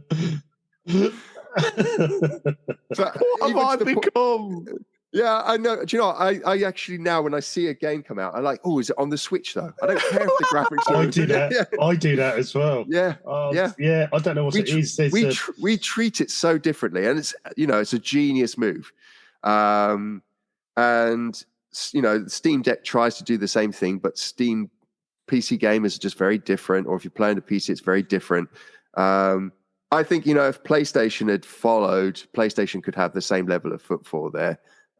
They tried, you know, you got the Portal, but the Portal was like 1.5 times the cost of a Switch. And, you know, if you go outside your room, good luck. I was going to say, it's all right taking a game on the go, but if I've got to sit with that gaming peripheral balanced on my PS5 to get anything decent, I might as well be playing it on the big screen. Yeah. So, yes, I think the Switch is just different. We treat it as consumers differently, and developers treat it differently as well. It's almost like a toy. You know it's going to be successful no matter what you do, and people will buy it just for the novelty of having it. Wow. Okay. So I can take some good things from my beloved Switch from this. It's not holding back development.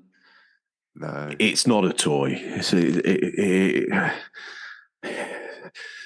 not. It can't be a toy, Mike. It's not a toy. Well, Nintendo class themselves as a toy manufacturer. Yeah. Right, we're done here. Where's this Marcus title? It's a serious gamers on the go. It's better than Steam Deck. It's everything. RGT. Let's segue out of this Switch beating with some Switch news. What you got for us here? Hi-Fi Switch. It's a new year, and sure enough, new rumours are already popping up about what games could be made available to Nintendo users in the future. Of course, quite on point with what we were talking about. The latest story doing the round suggests that Microsoft game met with high critical acclaim and well received by fans will be released on a computer system in the calendar year of 2024. Redfall. I date it. This claim comes from the host of the Nate the Hate podcast, who goes on to mention how the title was in the Game of the Year conversation during the year of its release. In the calendar year of 2024, Microsoft will bring one of their more acclaimed first-party releases to a computer system. When the announcement comes, I think it's going to be met with a lot of excitement because this is a quality game. The source uses Obsidian's narrative adventure Pentiment. Is it Pentiment? I can never say that. That sounds good to me. Yeah, Pentiment as an example of how Xbox has done everything it can with selected games within its ecosystem. And the next steps are to bring these titles to other platforms to help build an audience for possible sequels exclusives to Microsoft devices. Some conversation elsewhere online suggests that the exclusives could be Tango Gameworks' rhythm-based action title Hi-Fi Rush, which was shadow dropped on the Xbox early last year and nominated for multiple Game of the Year awards. A user on Reset Era, known for sharing past Xbox-related leaks, has also supposedly supported the idea of it being this particular game. Of course, there could be other games that fit the description, and nothing is official right now. Over the past year, Xbox retaliated to the commitment to other platforms, including the agreement to bring Call of Duty games to Nintendo systems going forward. Microsoft has also worked with Nintendo to bring games like GoldenEye 007 to the Switch. Interesting. GoldenEye 007's one thing, but next year's version of COD running on current gen Switch? Yes. That seems like a bit of a bonkers 10-year thing to sign. And obviously, Nintendo have got some successor stuff in the background. But If I was going to dip my toe in the water by bringing something to another console, Hi-Fi Rush has had a lot of noise. We voted it our best Xbox exclusive in the Ponzi's 2 or 3 weeks ago, RGT, if memory serves. It was certainly up there and was in our Game of the Year conversation.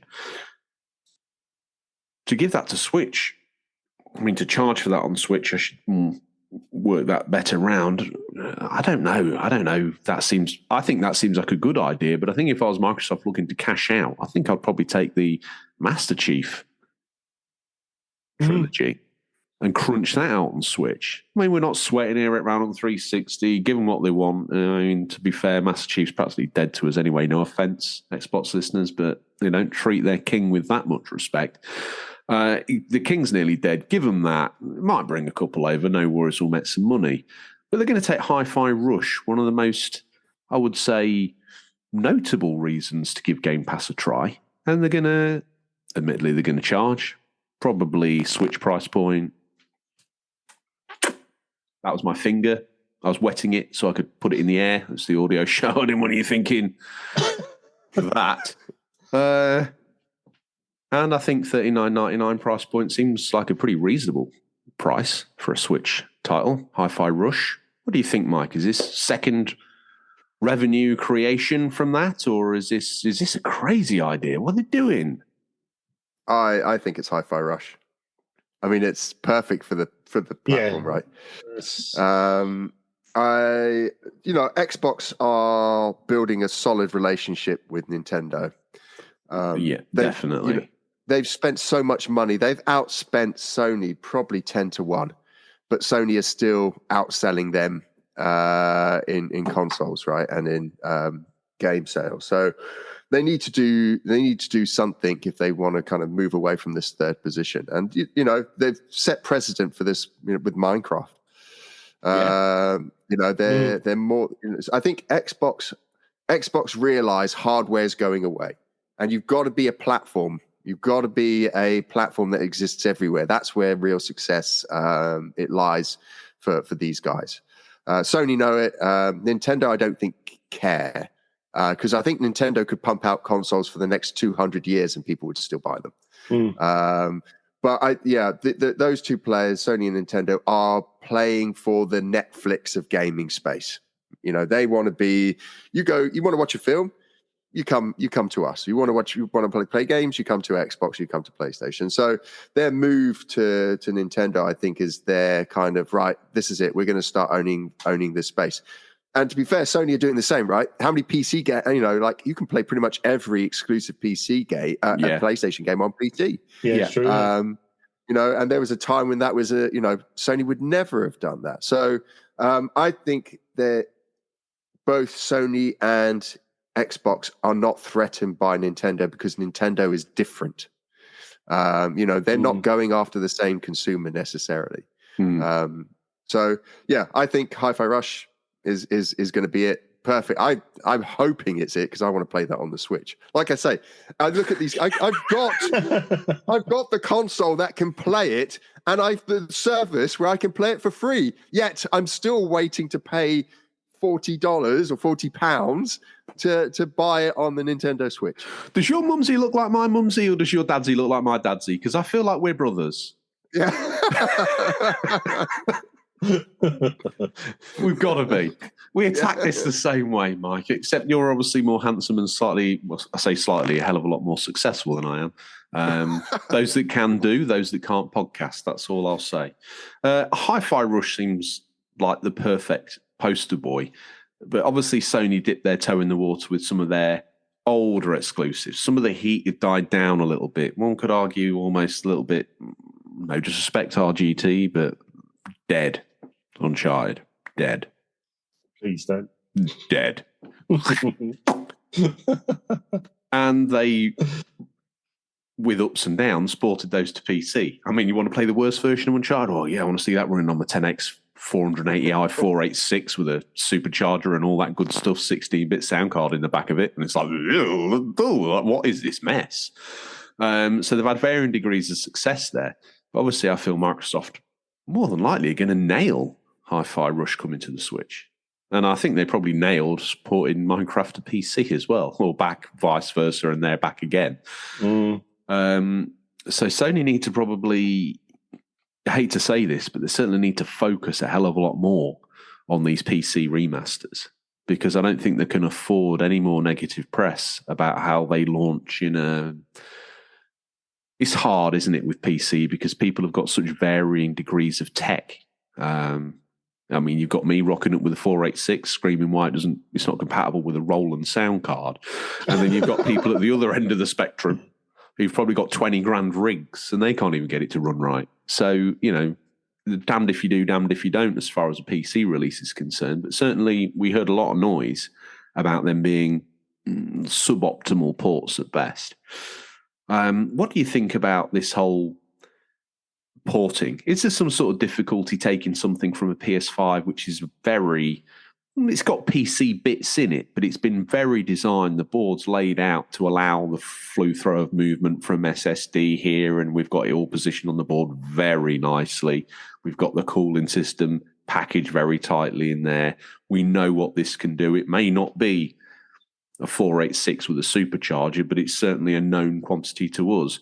What's the struggle then taking it to something that's technically more superior in terms of pure oomph horsepower?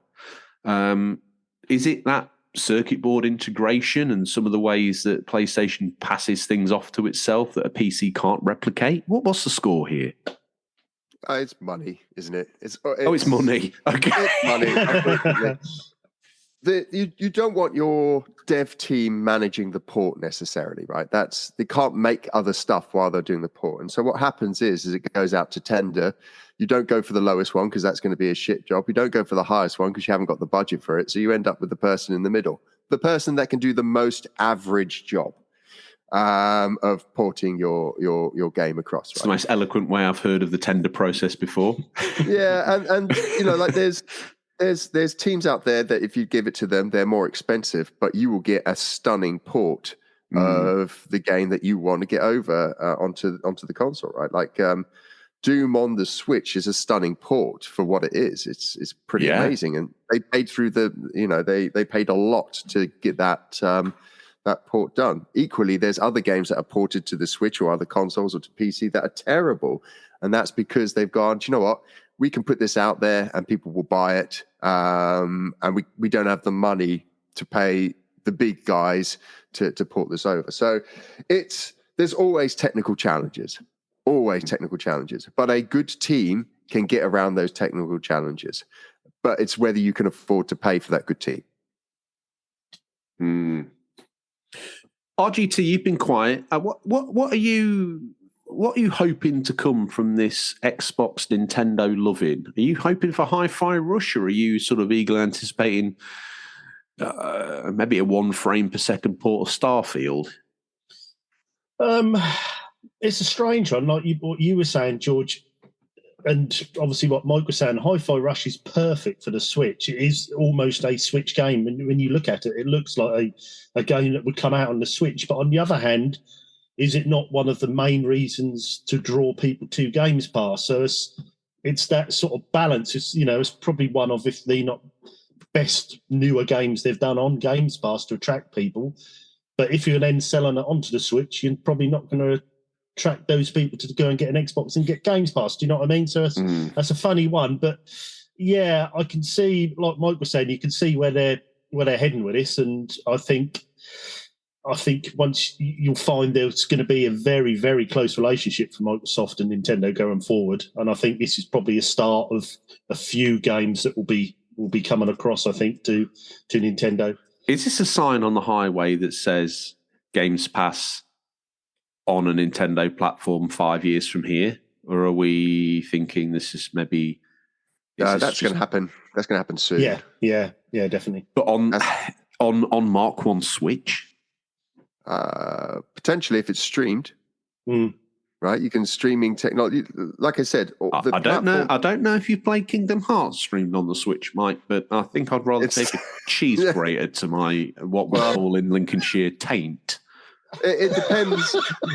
It depends. Again, it depends on who's doing the streaming tech, right? If you've got good streaming tech behind it, you get a good stream game. But a lot of these people are using not the cheapest streaming companies, but not the best streaming companies, right? And so it comes across as rubbish. Do you know what? Xbox want Game Pass everywhere. That's 100%. And Sony are realizing this, and Sony's ambition is probably exactly the same, right? They just want to have their service on every device everywhere. In Game of Thrones, Littlefinger at the end of this series says to Sansa something like, "Sometimes, Sansa, I like to play a little game. I like to imagine what's the worst scenario someone could be thinking." And I have to think to myself, why would it matter to Sony if they said, "You know what, Xbox, let's have a love in, pal. Put your app up for streaming on our console. You can charge people X, but ultimately we've got over 2/3 of the market, really. And no disrespect, you've not really got anything in the pipeline that's making us like bob ourselves. There's not going to be some massive turnaround where everyone exits out of what we've got and goes buy 10 of what you've got." Why would it be? Is it Sony saying, "Oh no, we can't allow this"? Because if suddenly Xbox becomes overnight became a streaming platform, they're no danger, are they? Or are they? What's the fear here? Well, you got to remember that Sony are obsessed with Xbox, and Xbox don't care about Sony.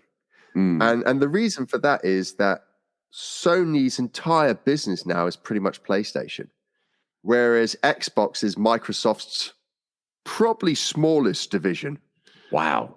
They barely make it onto the balance sheet, Xbox, on the Microsoft balance sheet.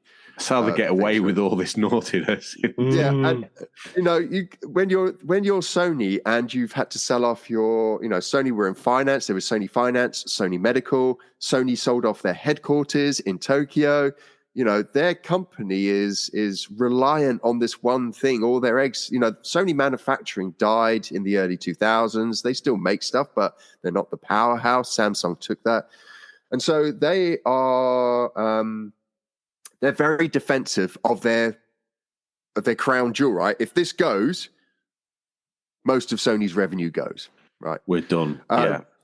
Whereas, if Xbox was to close down tomorrow, it wouldn't harm Microsoft in the slightest, apart from some, gamers being upset about it, because they sell operating systems and they sell Excel and productivity software in the cloud billions. Infrastructure systems. Yeah. So they don't. It doesn't matter to them as much, right? And so they don't have to be as defensive, and they can be like, oh yeah, they've got that Zune. They've got Zune. Zune, yeah. They've got Zune. Yeah. So that's where they. That's where they sit, right? And that's why you've got this, right? While Sony are defensive and Microsoft are more bullish, one's got more money than the other, unfortunately. I suppose as well, if you put, obviously you've got Sony's own online system of premium bits and pieces. You'd have to have a scaled down Games Pass, wouldn't you? Where that would be probably like a Xbox Games Pass, in that the fact you'd only be able to play games you can only play on the Xbox as the app, if you see what I mean, rather than you don't want to be paying for a second app where you've already got some of the games on the system that you're paying for already. So I suppose they'd have to narrow that down just to an Xbox exclusives Game Pass or something like that. I suppose they'd have to do that you could subscribe to. Yeah. I think ultimately, Sony are almost doing a bit of a Sega at the moment. A late Sega United. That's a scary thought. We were going to do a show on this, Mike, but I didn't quite know if I'd be able to find enough reasons to think it. But what with all the sort of weird peripherals and hardware that's been pumping out of him, it feels like I own a 32X. Yeah. Yeah. I think, it's really weird. I think, Sony have cloud streaming technology. Why are they not a provider of cloud streaming technology to everyone? They just use it. And I can't go to Sony and say, do you know what? I want to use your servers and I want to stream on your stuff. I want to stream movies, or I want to stream. Why don't they have that as a business model? I thought that I thought maybe in 2019, Sony signed a deal. Sony signed a deal with Microsoft for Microsoft to host their clouds. So they took over, was it NXT cloud technology or something like that? Yeah. They took that on license to enable them to have a more robust streaming platform. I mean, I'm yet to see the dividends of that. Maybe I'm being picky. I would have thought Sony would try to do what Google are doing with Google, Google streaming, Amazon, AWS. With Microsoft's streaming service, you would have thought Sony do that. So I think Sony have some real problems where they've relied on the PlayStation. It's become the cash cow, and it's like, how do you build out a defensive business that has got lots of different pillars again, so you're secure? Well, it's almost like they use their PlayStation studios now as almost like a foundation to reestablish their movie business. Because they're cashing out the games into movies and they're cashing out the games into series. They're definitely trying to broaden themselves into being a multimedia platform. But is it too late? Yeah, good question. As the door bolted, we're all sat round here, fat, gorging ourselves on The Last of Us cereal. But there's no pony in here anymore. Yeah. Very strange. I think... Let's call this done.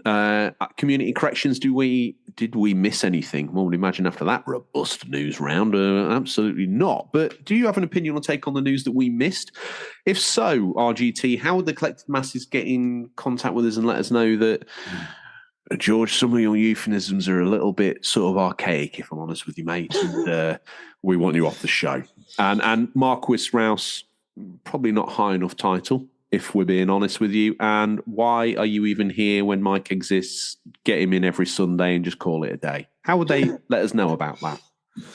We've got questions at unofficialcontrollerpodcast.com, or you can DM us on Instagram or Twitter, or we have the Discord, which is the Discord that we don't talk about. Yeah, we don't mention that now. We don't mention the Discord, but you could jump in. Oh, and well done to community manager Boba for all his work this week on Discord. I tell you what, he's been down the pit like a pit pony, pulling so hard on that head collar it's literally bored into his rib cage. What can we get? We've given him everything. The only thing left for me to give him is my personal love. And if he wants a little session of that, he can have it. Wow, I was thinking some beers, but if you want to go down that route, fair play. You're close to him, so he's on your way. I've got a mask of me I was going to put on you. You're closer, that's all I'll say. Some would say you could reach him from where you're sat. Anyway, move on. And on that bombshell, the only reason most people tuned in is to really get a little bit closer to fan favourite. It's certainly my favourite. He's got a voice that draws you in. He's got a look that says, I'm dangerous, but a little bit cool at the same time. He's got a storied history in the video games industry, one which, to be honest with you, I don't know what part of my body I could live without. Probably most of it, to be honest. I would give everything bar my left eyeball and some sort of my lower brain function to be him. Although what sort of person would I be at that point? God only knows. But I would give it all to be him. He's touched such things as PlayStation Home. He's had a guiding hand in the evolution of PlayStation trophies. Without him, there would be no Diggs Nightcrawler. And that's probably the best thing to come out of that scenario. I'll be honest with you. It's a great game, Mike. It is. You've been and graced your hand across such things as For Honor. You know, that is probably what I would call a runaway success in terms of PvP engagement in a sword fighting game. You know, who would have thought that you could turn that into a thing? And there's still people ravishly enjoying that game to this day. You took it from, you're the guy who showed up in what's colloquially known as a gunfight with a knife, and you still won. What an absolute hero. That should be on your T-shirt. In a time when everyone else is doing multiplayer shooters, you rock up and you just sort of stab everybody with the pointy end. I absolutely love it. You then had a guiding hand on the Mafia re-releases. You've gone off and done other things, and then now, you know, and we're not even here to talk about this. You're now the main dude at Antstream. who's no doubt furnished the slip of that onto Microsoft with a nod and a wink and a very slick and adept sort of platform, if I may be honest. Now, we've done an episode on that, and there's more that we could dig into. But we've brought you here today because, much like Clark Kent, Mike Rouse, you also have a little bit of a superhero name. It's Retro Gamer Boy. Whoa, hang on a minute. What can this guy do? Well, I tell you what, he's got a very successful YouTube channel. And he's using that YouTube channel as a medium, majoritively, to catalogue his journey through collecting a full PAL SAT. What the hell's happening to my voice? I'm so excited. I don't even know how to speak the English language anymore. Now, we've touched on that before, but this week I want to go deep. I want to talk the trials and tribulations, the pitfalls, and the sort of, I want to get lost in the weeds on box variants. I want to know why the paint tins still elude you. I want to know why I get more of a kick out of watching you iron a Megadrive 2 box than I do my own family. Mike, well, I don't know. Some of those questions I can't answer, George. Which ones? Well, the ones about you. I mean, they're tough to answer. I don't know why you get excited about that. I'm not sure anyone else does. Mike, I think you and I both know that in the dark corners of a Discord forum somewhere, there's some people getting very excited about it. On a Tefal Glide 2, Steam setting 1. That's all I'm going to say. All joking aside, Mike, thank you so much for coming on and really persevering through this medieval-like torture experience. I mean, I say medieval, it's more like a 1960s CAI psyop. We come in, we give you a load of weird stuff, and you don't really know where you are, and you babble all these truths and secrets about the gaming industry. Thank you for that. But what now? It's an audio show, so I may have to veer into a slightly controversial subject here. You're not exactly a youngish gentleman. You know, not. Your first console, your first RGT, slow down. Okay. What I'm trying to establish here to our young audience, you know, the 4 and 5-year-old Fortnite fans who listen to every single second of content we put out, your first console certainly wasn't the Wii. It was not the Wii. And it certainly wasn't the PS4. Correct. Now, across all that spectrum of consoles that you've touched and had your hands on and been involved in, very, very long time with Sony, I think logic would dictate this guy, he's probably got every PS1 game. No. He sells those to get more Megadrive games. Why the focus on the Megadrive predominantly? What about that? Joe, a lot of it is nostalgia, for sure. The Mega Drive was at a point where I was a young teenager or moving into teenager. And so I was starting to earn my own money from a paper round. I had a Master System that I'd saved up for and bought. And I loved the Master System. But the Mega Drive brought with it the 16-bit era. And I think the 16-bit era is a timeless era in gaming. It's like visually now you can buy Nintendo Switch games or even PlayStation 5 games that use the same 16-bit pixel art. More colors, but it's the same art, right? Yeah. Someone who's 10 can enjoy a pixel art game as much as they'd enjoy the latest Spider-Man game. So, I think it makes it easy to play these games because then you're not struggling with a certain time of graphical fidelity or restrictions on gameplay. So there's that. But I just have, I think, a huge nostalgia because that's when I started really buying my own games. So the decisions were I've worked really hard delivering newspapers to the bishop and his naughty ways with kids. And the old lady down the road who literally threw food at me every time I delivered her paper. I've gone through those trials and tribulations, and I've now bought. Thrown food at you as a weapon, or look at that poor boy. No, it's a weapon. She was crazy. She used to get bread and throw it at me out of the second-story window as I delivered her. Like a baguette or like a slice of fresh white?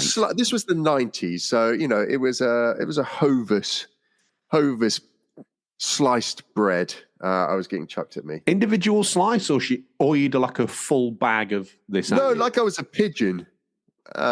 She'd take the time to break it off. I don't know if she had the bags preloaded with broken up bread to get me. I've never spoken to her. But anyway, yes, on that paper round. And I think now we know that you weren't those games. You weren't those games.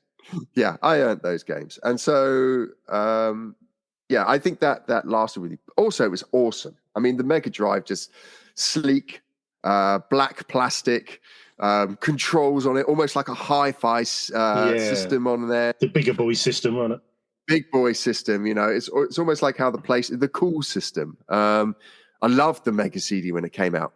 That was the first CD player in our household. Don't get me started on that. I never had one in the era, but it was an aspirational thing that I always, in my mind, I was 12, but if I had a Mega CD, I'd have been a grown man with a chest wig, supping on wine and listening to jazz on it.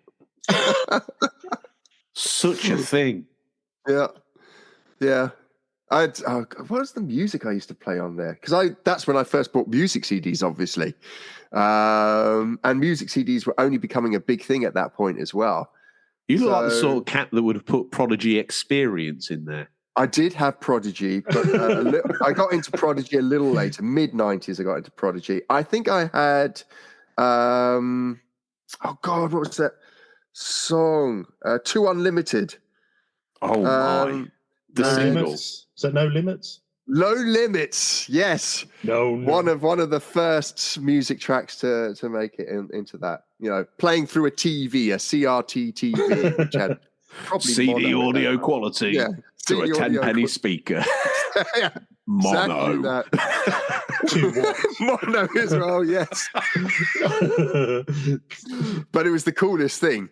Oh, look at me, darling. Come in. Look at me in my smoking jacket on, listening to this fine music. Is that a mono? Is that a portable TV with a mono speaker? Yes, darling. There's no better sound quality than this here. In a 12-year-old bedroom. It was amazing. And I had, friends would come round who had, I had very few friends that had Nintendo. Or we all had Nintendo, but mostly played Sega. And you'd see the CD players I know now, with hindsight, I understand how these systems work and that they weren't better, but we all insisted that the graphics were like 10 times better and that this system was producing something no one else could.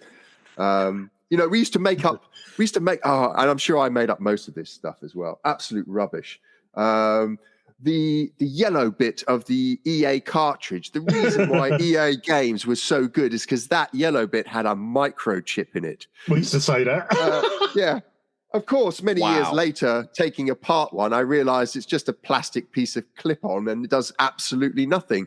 There's a lot of nostalgia around Sega as well as a developer. They brought arcade titles. I was a big I missed out a lot of the Gen 2 stuff. And I spent a lot of my time in arcades. I think a lot of the sort of TV... definitely magazine, print, advertising media was so on point. It was so of the time that I was stuck as one of the strange boys in the Atari ST that, didn't really fit in with anybody. But then the cool kids, the football team guys, the other bigger boys, they had Megadrive.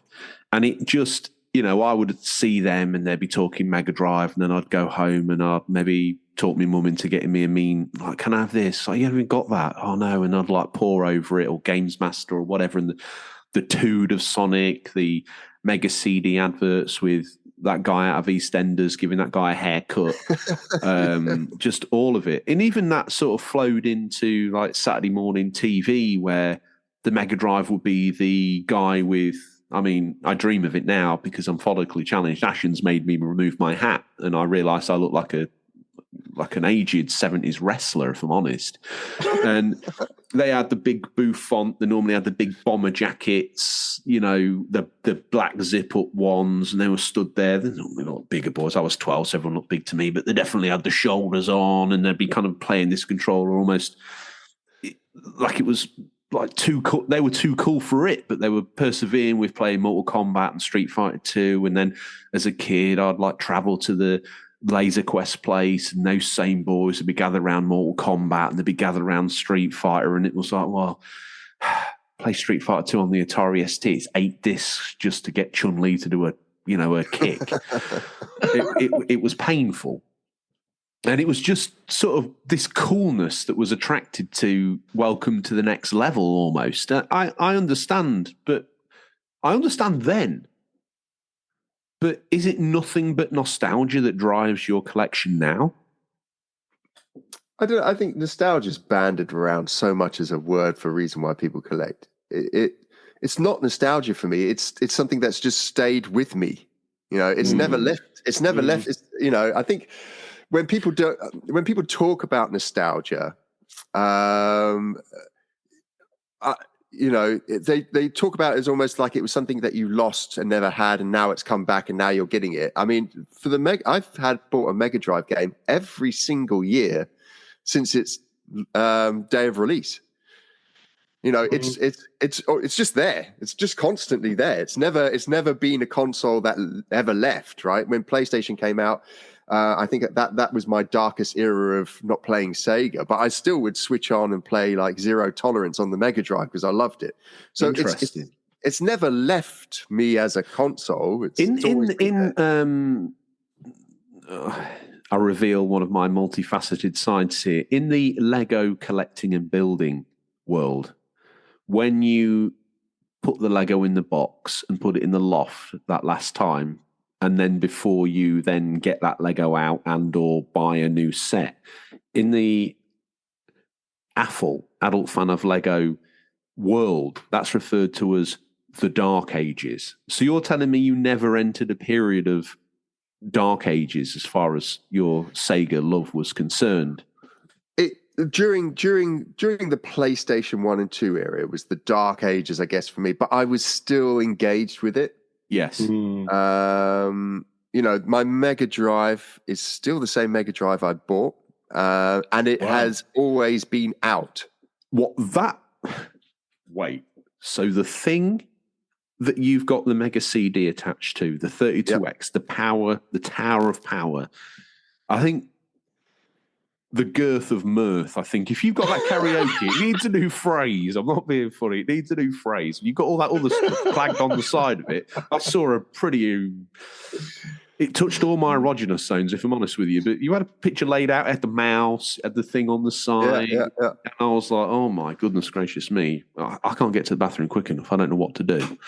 That needs a new name. And I feel Mike Rouse is the right person to deliver it. Are you going to put me on the spot and try to come up with a name? I'll give you a freebie, the Girth of Mirth or the... What we got? We got the Tower of Power. So maybe... I have no idea. Maybe we could run this as the Mech Deck. Ooh. Wow. That's got quite a bit of 90s to it as well, the Mech Deck. Right, okay. We'll throw it out to the Discord. If you can come up with something, the wider stride. Something, I'm thinking the Tower of Power is something that demonstrates width. I think it's got to be girth, Mike, if I'm honest with you, but that's got a whole other set of connotations. But yeah. It has. Okay. I don't know where that side ramble took me or where it's even going to go, but let's wrap up to the moment where you decided to collect for the Mega Drive. For fair reason or foul, be it nostalgia or, hey, do you know what? And one day I might be able to leave my kids a legacy. This is one of my other questions, but let's jump this now. Is there a fear in collecting? And I've had this fear myself, that by the time I can cash out or my kids can cash out, and I've seen this, Dinky Toys, they were worth loads at one point in time. Same with Tin Plate Railways, Clockwork Railways, they were worth an absolute fortune. Now, because the generation that had them as kids and had the nostalgia By the time they'd grown up, they'd paid big money for these things. By the time they'd passed away, there's no one with any real living memory. There are toy collectors that admire them for their roadmap along the way, but their values plummeted. I know there'll be someone in the comments now that says, George, you don't know that this certain level crossing's worth, like, I understand that's probably worth 25 grand, but for the majority, a lot of it's nosedived in the dirt. Mm-hmm. Do you think by the time that we get to cash out on our kids or our grandkids get to cash out on our collections, they're going to be £1 a game? So I've told my kids and my wife that my collection is worthless.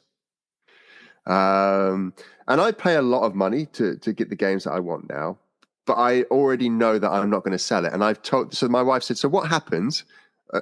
It's great. My family assume that I'm going to die first, which is probably true. But what happens when you die? What are we going to do with all this stuff? And I said, well, you can try sell it if you want to, but I don't think it's going to be worth anything at that point. I said, you're probably better off like donating it to a museum or somewhere like that, somewhere where it can be catalogued and checked, and people can come along and play them in the future or whatever. But you already see it now that if you look at there's a site called Price Charting which checks pricing. It's not very good for checking in the UK accurate prices on a week-to-week basis, but it's very good at historical data. Yeah, and they show pricing, and like at the end of 2023 we were peaking stupid prices, end of 2022, but it's already tumbling down. So yeah, I think by the time I'm ready to pass on, hopefully a few more years yet, I don't think this collection is worth anything. Maybe 1 or 2 pieces if there's a collector out there, but it's not like these things were produced in hundreds. They were produced in tens of thousands of units. So it's, and it always makes me laugh when I buy these games and someone says, hey, look, this game's super rare. The one I go on about all the time is the Death and Return of Superman, which people try to sell for £2,000 now. And I sit there and I go look, that is not a rare game. It's scarce. People don't sell it as much, but that game, you don't buy the Superman license and then only put a few games out, right? And, some people say like the game was recalled. And it's like, when in the 90s was anything recalled that you remember, especially as a gamer? No. It's not like you had the internet. Well, that would involve you somehow being contacted through having filled out a registration card, which never happened. Hence why we have so many tucked in the back of games now. That would involve some sort of mass media publication saying, oh, your copy, I don't know, it doesn't work properly, it gets level 3 and it crashes or whatever. Never happened. It would then involve us, especially in that era of being men of our own castles, would involve them sending us, you want it, you send me all the paperwork and the forms and the stamps. So then they'd have to box out en masse a load of jiffy bag stamps and labels. Yeah. I think the only company that I can recall doing this was when the first wave of, and this is lost a bit to time, but when the first wave of launch PlayStation started to jump off the mortal coil actually quite quickly, Sony rushed in with a courier service, which I'd never even experienced before. I took a day off work. I didn't even know what to do with myself, and I had to package this up and hand it to this stranger. Who is he? How does he know where I live? How does he know I even got a PlayStation? I give him it, and then he gives me another one. He checks the contents to make sure I'm not giving him a brick, and then I go upstairs and unbox a brand new PlayStation. How does this work? But certainly in your era, as not your era, but the era you talk of, my era, it's my era that we talk of. Yeah, wouldn't have happened, would it? As you say, exist. And there's all the evidence needed to say never happened. Yeah, and so like that game there, it sold tens and tens of thousands of units. So it's not even rare. So there's very few rare things in gaming. It's a mass market medium, right? And so to say something's rare is obviously quite misleading. Scarce is a better word. So I think given how unrare gaming is, I don't see how when it gets to a point where people who never experienced these consoles will care that much that they'll spend as much as I am now. Right. I think it's, that copy that someone buys Superman for and, probably sticks in a Perspex box and says this is going to be worth millions in the future is, could be wrong, but I think they're kidding themselves. They'll get to a point where people just won't care. got no attachment to it, and the number that people that care about it will be so few that there'll be so many units around that the prices won't be that stupid. Something's only going to be worth money if there's a market for it. If there's no market, there's no value. So, and I think my point at the top of the show was you came in, your first console wasn't a Wii, it wasn't a PS3, it wasn't a PS4.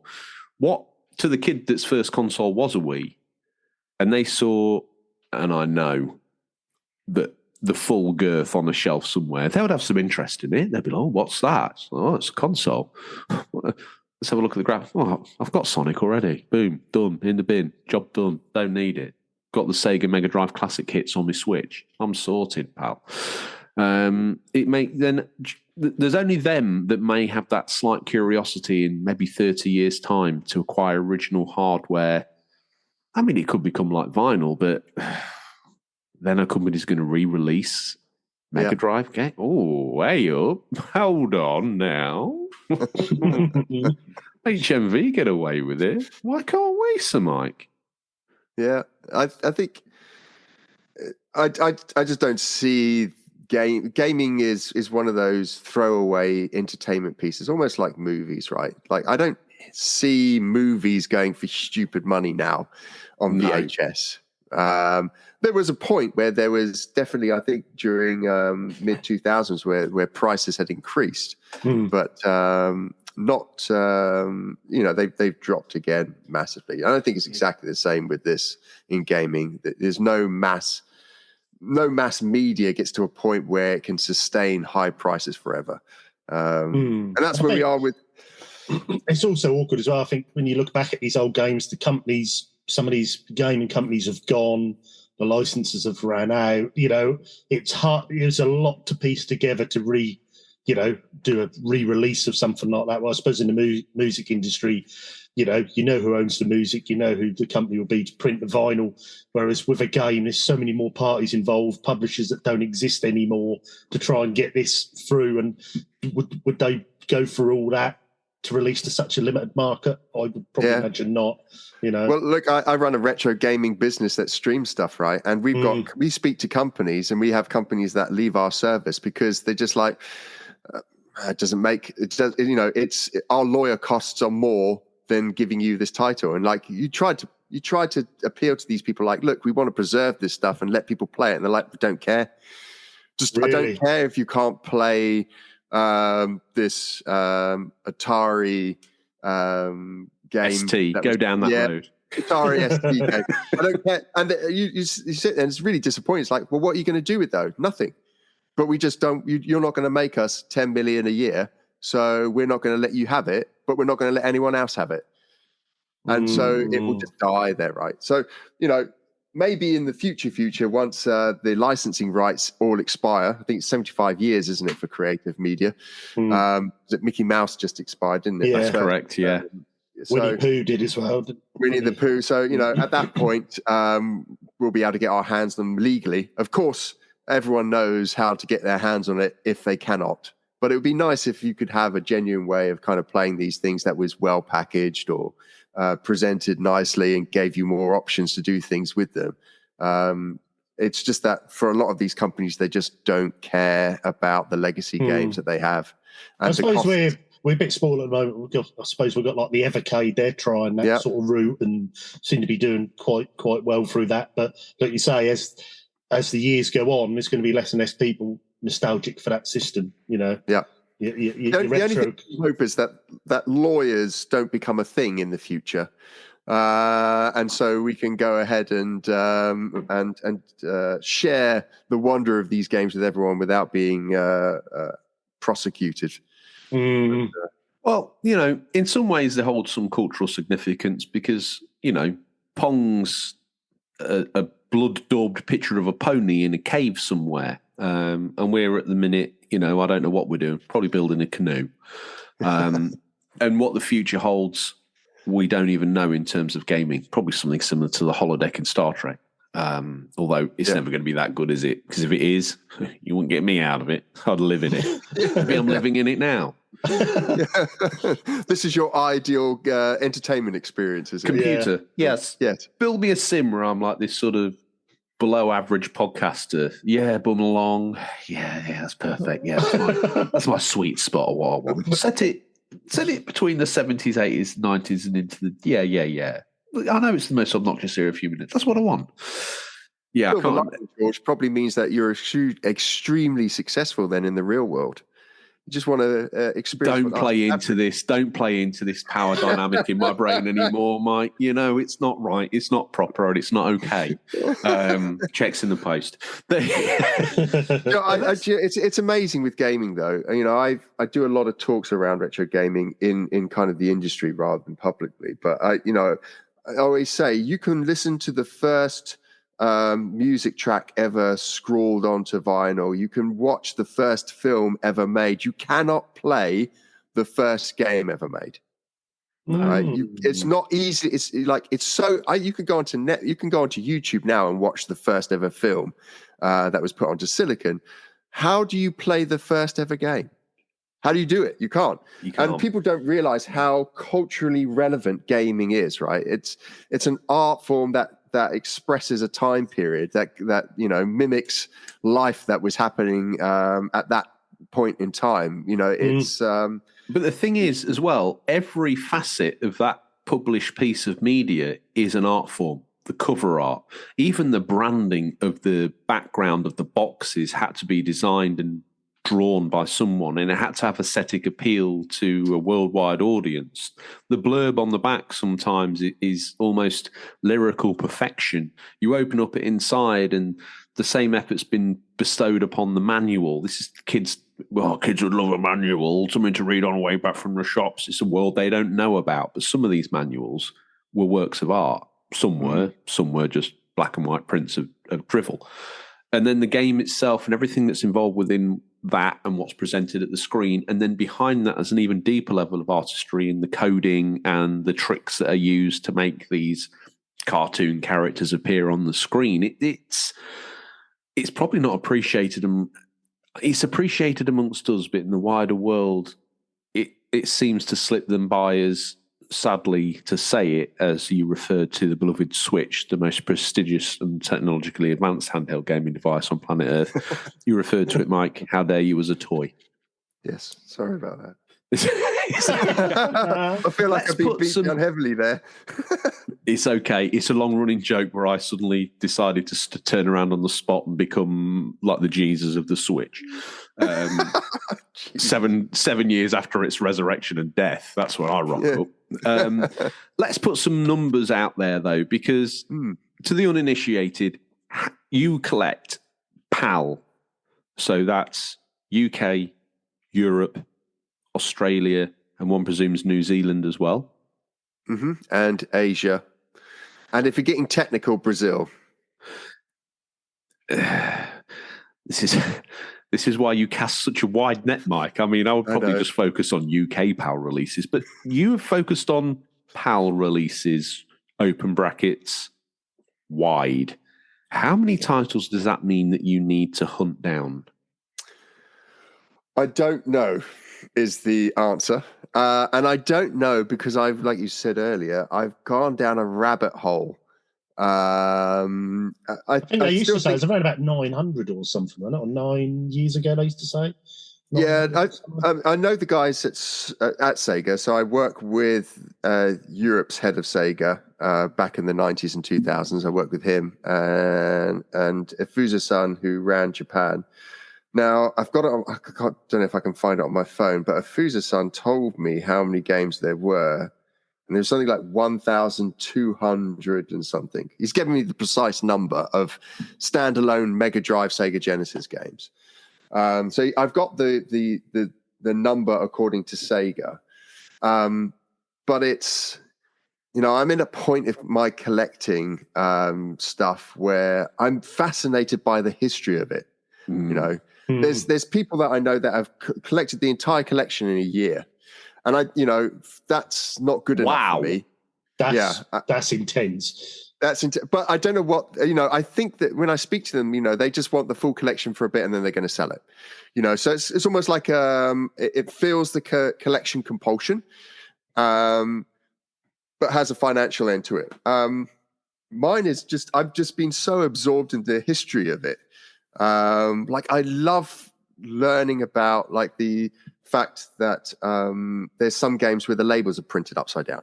And for some people, it's just like, yeah, I've collected that. That's ticked off the list. But for me, it's kind of like, cool. Why was it printed upside down? Like I've got this worm in my head which just takes me down these routes. And so I don't know how big the PAL collection is going to be.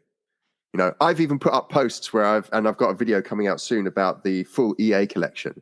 And I put up a post on the Extreme Megadrive Collectors group on Facebook. And I had to step away from that group for a bit because people got angry with me because I put up 2 games from Australia that were not released in the UK, but they are PAL games and official releases, but they've only because they've got stickers that denote that they were released in Australia. And these people got really upset with me. If I was on Facebook and I saw that group, I think I'd be like this. A more hive of scum and villainy you will not find. We must be careful. We must be cautious. Yeah, so I don't know. I'll tell you when I finish it. And even then, I don't think it will be the real number because someone else could be more extreme than I am in collecting, right? And go down. And in fact, I know there are. And to that end, obviously, along the way, I've mentioned sort of box variants and variants that you've gone for, and you've gone for the upside down logos, and you've gone for the misprinted labels, and you've gone for this version from this country and that version from there, and slightly different box art, and you're narrowing down these. I mean, if you're there, Mrs. Rouse, if you need any help with him, I'm a trained doctor. Your signature and mine can get him committed because this guy's gone and collected all the FIFA variants. I mean, what is wrong with this guy? Look, what I would say with my variant collecting, like I said, I collect variants that I find are really interesting. So I'm not just blanket collecting every variant, right? For the EA collection, there are language variations where some games came with 5 languages and some games of the same game came with 4. Yeah. I'm not collecting those. And there's other ones where it's like this, the Sonic has a sticker. There's a version of Sonic where you can buy a different kind of sticker that came on it. Right.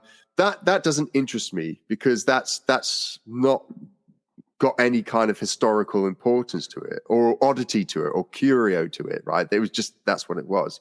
But there are variants out there like the big box Carmen Sandiego or Where in Time is Carmen Sandiego. Yeah. That learning about that, I found out recently and I've just purchased this, but it came actually with a watch. And I was like, oh, it came with a watch. So I looked up. The watch was actually from the Atlanta Olympics, where they produced too many of these watches that had the Atlanta Olympics stuff on it. So they put them out to third parties and sold them off, and then they would brand them themselves. EA bought a load of these, branded them, and stuck them in the Where in Time is Carmen Sandiego box. But it's got all the kind of Olympic sports stuff on it. Oh, now that stuff, that's what I love about that collection. Not many people would go, but if you're a collector, most people were like, oh, it came with a watch. Okay, yeah, I bought the watch. I got it, put it in the box, done. But I like knowing, I almost want to become, as I get older, that old man who smells of milk, sits in the corner. It's like, old man Mike, tell us some wisdom about the old Megadrive days and where this thing come from. Don't do yourself down. I'm thinking of a night not too far from here where our pillow talk varies into the regions of language variants, Mike. This is to the initiated, and I do believe we preach to those. These are sort of very, very interesting. Some would say niche, but certainly to me, as you. Again, does your dadsy look like my dadsy? Because I have that same worm-like brain. There's been times where I've been off. Oh, what do you mean the PS3 got blue top release games? Now I need all of them. And when were they released? And it was only in America, really. But actually, I've got PAL games that have got blue top releases, and that's recent, where the internet existed. Obviously, the bulk of the games that you're collecting for your PAL Megadrive exist before the worldwide capture of data, where these stories exist, probably, if at all. And you've got to hunt out snippets of meme machines, or you've got to go to the exalted man who smells of milk on a forum somewhere, who knows that the Brazilian version of this only got a sticker on Sonic's left nipple, and then you're only a real collector if you've got that. One question I had for you in your quest for the full PAL set, we know this includes accessories. Yep. I threw what I thought was a breadcrumb trail under your nose of the paint tins, the Sega paint tins. Now, I was hoping your mind palace wouldn't let such a nugget slip by. What can you tell me now about the paint tins? I came very close to buying it. I nearly had one of those. But you say buying it, from my understanding. It as a collection. Was there 3 tins or more? Correct, 3 tins. 3, yeah. This was told to me as a fable of a... Let me sit you down and tell you the fable of the 3 tins. Oh, God. Yeah. Now, were they Australia? Yeah. They were Australian. And the thing that fascinates me the most is I want to know why the tins.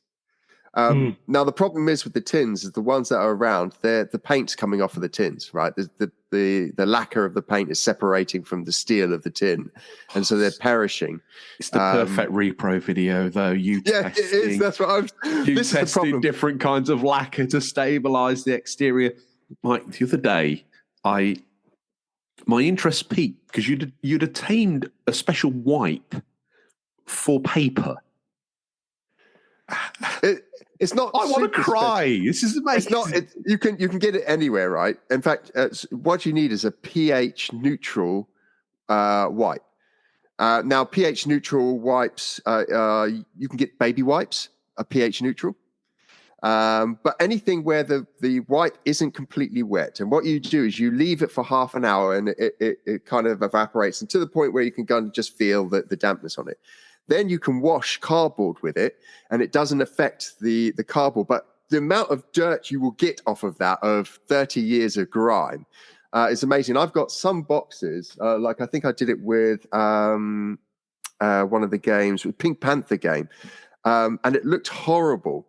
That looked better faded than the actual proper release, in my opinion. Do you think so? Oh, right. I do. But what do I know? But that one, it looked horrific. Stains all over it. pH neutral wipe over the top of it, scrubbed it down, doesn't take any of the paint off as long as you don't push too hard on stuff. Came out looking brand new. But yeah, my neighbor next door, he owns a company that fixes up documents that are hundreds of years old. Like, he's done a Quran that's like 1,000 years old, and he tells me all these things. There's chemicals and things that you can buy that fix these things up, but he's like, if you just want to do it at home, do this and do that, and get a paper press, which is just 2 bits of blocks together rather than ironing. Paper press it down and leave it for an hour, and you'll get a better result, and all this kind of stuff. But yeah. Wow. What sort of highbrow sort of backwater place do you live where your neighbour is the restorer of a 1,000-year-old Quran? And I imagine living on that street thinking it's a bit like the Burbs, isn't it? Like, what's that guy doing in there with his press? Looks like is that a spell book or some sort of, that's a Quran, the hell? And then I look right, not that I'm use binoculars to spy my neighbours, but and for an audio show, I'm actually doing the binocular eyes. I look to my right, and there's you, what looks like in a 90s video game shop, but it's in his bedroom. What street do I live on? I've got Sky, and I watch a little bit of Sky Sports, and maybe I watch my son play FIFA on his PS4, and I feel good about my life. Then I look at you two. You two are the most esteemed characters I've ever met. Wow. Only in the world of Mike Rouse would his neighbour be a medieval document restorer. Yeah. Back to the paint tins, sir. Why did you let them slip by when you had them in the grip of your hand? Because another item came up which I equally wanted, but it's an item that I wanted when it originally came out, and it was the action chair. I knew you were going to say the action chair. You could. Oh my God, tonight. They came up literally hours apart from each other. You gazumped the tins for the action chair. Yeah. To the uninitiated, what is the action chair and why was it a must-have for your collection? So the action chair is a controller where you sit in it and you lean left and right and up and down, and that moves things on the screen. And it was kind of like a gaming, advanced gaming chair that in your head was very cool, but ultimately was quite rubbish. And it was manufactured by a team of 4 guys in Missouri, America. And they looked to get it officially sold by Nintendo and by Sega. They got no official deals except with Sega Europe, who bought a few hundred units, I think even 100 units off of them. It looks very Sega, though, doesn't it? It does. I did a live stream where I played Sonic 2 in the chair. Live stream went on for an hour and a half. It took me half an hour to try roll out of the chair afterwards because my back had crooked and I'm just like, oh God. Why didn't you pick, like, what's it called? Thunderhawk or something? What's wrong with you? Sonic 2. Well, I played Thunderhawk and, it's interesting because the game, you cannot play a Twitch 16-bit game in this thing well. But there is some immersion in there when you're playing something like I don't know, Space Harrier 2, and you're leaning left and right. It feels quite immersive, but the gameplay is I'm leaning with my Hulk left and right, and it's not as fast as pressing a button. Yeah. So as a peripheral, it's terrible. But as a piece, as a kid, where I was like looking, you got to remember the Sega adverts had had this chair or a similar kind of chair where the guy's spinning around, and in your head you're like, yeah, every movement this chair's moving with you, and it's something I was just like, I want that. As a teenager, I was like, I want that chair. They had one, and it was £100 back in the day in Woolworths, and I couldn't afford it, so I never got it. But now I could afford it, and it's the only time since 2010 one had been publicly available again. Wow. Yeah, so I purchased it. It was like I didn't even think twice about it. I didn't even think whether I could feed my family a real for man. that month. Yeah, it had to be done. So I purchased that and just said, I can't buy the tins at the moment. George, I've let you down massively. Yeah. I think what fascinates me with your collection is you've got the much sought after Lakers versus Celtics, which anyone who collects Megadrive will know. That's there's a lot of stories around this game. Why there isn't many copies? How many copies? I know you've done it in a video before, but just would you be so kind, just run us through how you got that and the story behind that game, because that fascinates me. Is the history of that? Yeah, so I'm very lucky. Okay, with my collecting, I consider myself extremely lucky and fortunate that I find myself in situations where I can get some of these pieces. So I paid nothing for my copy, and people sell them for about well over a couple of £1,000s.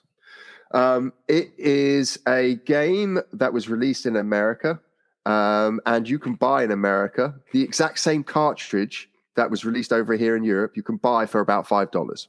And what happened is that EA what happens is that they make the game, release it in the States, then it would come over to Europe, and they lost their license for NBA. And so they couldn't release it. It was like during a renewal period, and so they couldn't release it here in Europe. But what EA and most game companies would do is they'd produce a number of copies that they could give to sellers, Woolworths back in the day, and say, hey, look, here's the game, try it out. We want you to buy in 100,000 copies, that sort of thing. So there's a number they built, and someone found a spreadsheet that said there was about 119 of these things made. It's exactly the same cartridge, same box. The only thing that's different is the manual and the sleeve inside it.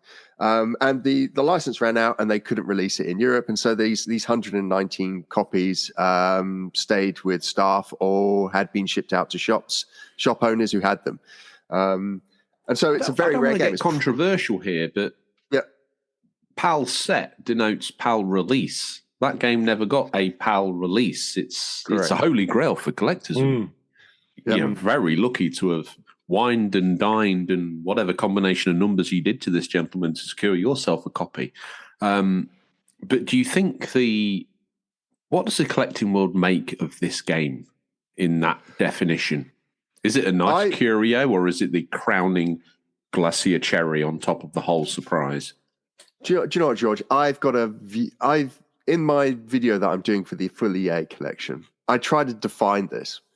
And I kind of try and define it as there's 3 buckets of collecting. There's the standard collection, got a list of games, and you go and you collect against the list of games. You've got the extreme collection. This is people that go out and get, Sonic. I want every version of Sonic ever made, right? And then there's the insane collection. This is someone who's going for every single thing ever made with stickers or whatever else, right? And most of us dabble in the extreme collection with something, right? As a game collector or as someone that doesn't collect games but loves games, we'll dabble in the extreme. We'll buy the collector's edition and whatever else. I would say that for me, this is kind of like what I've tried to build with the EA collection. Most of the collecting I do for the Megadrive is extreme collecting, right? I don't just buy the game on the list. I go a little bit extra because I want to have that full story, that history there.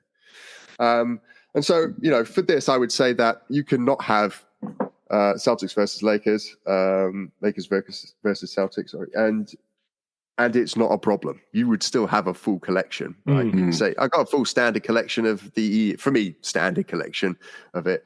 I've got the extreme collection of the EA collection, which has this in there.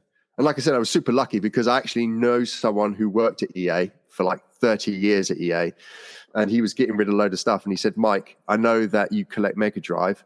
I've got a box with the cover on. Do you want it? I was like, yeah, send it over. I'll have that.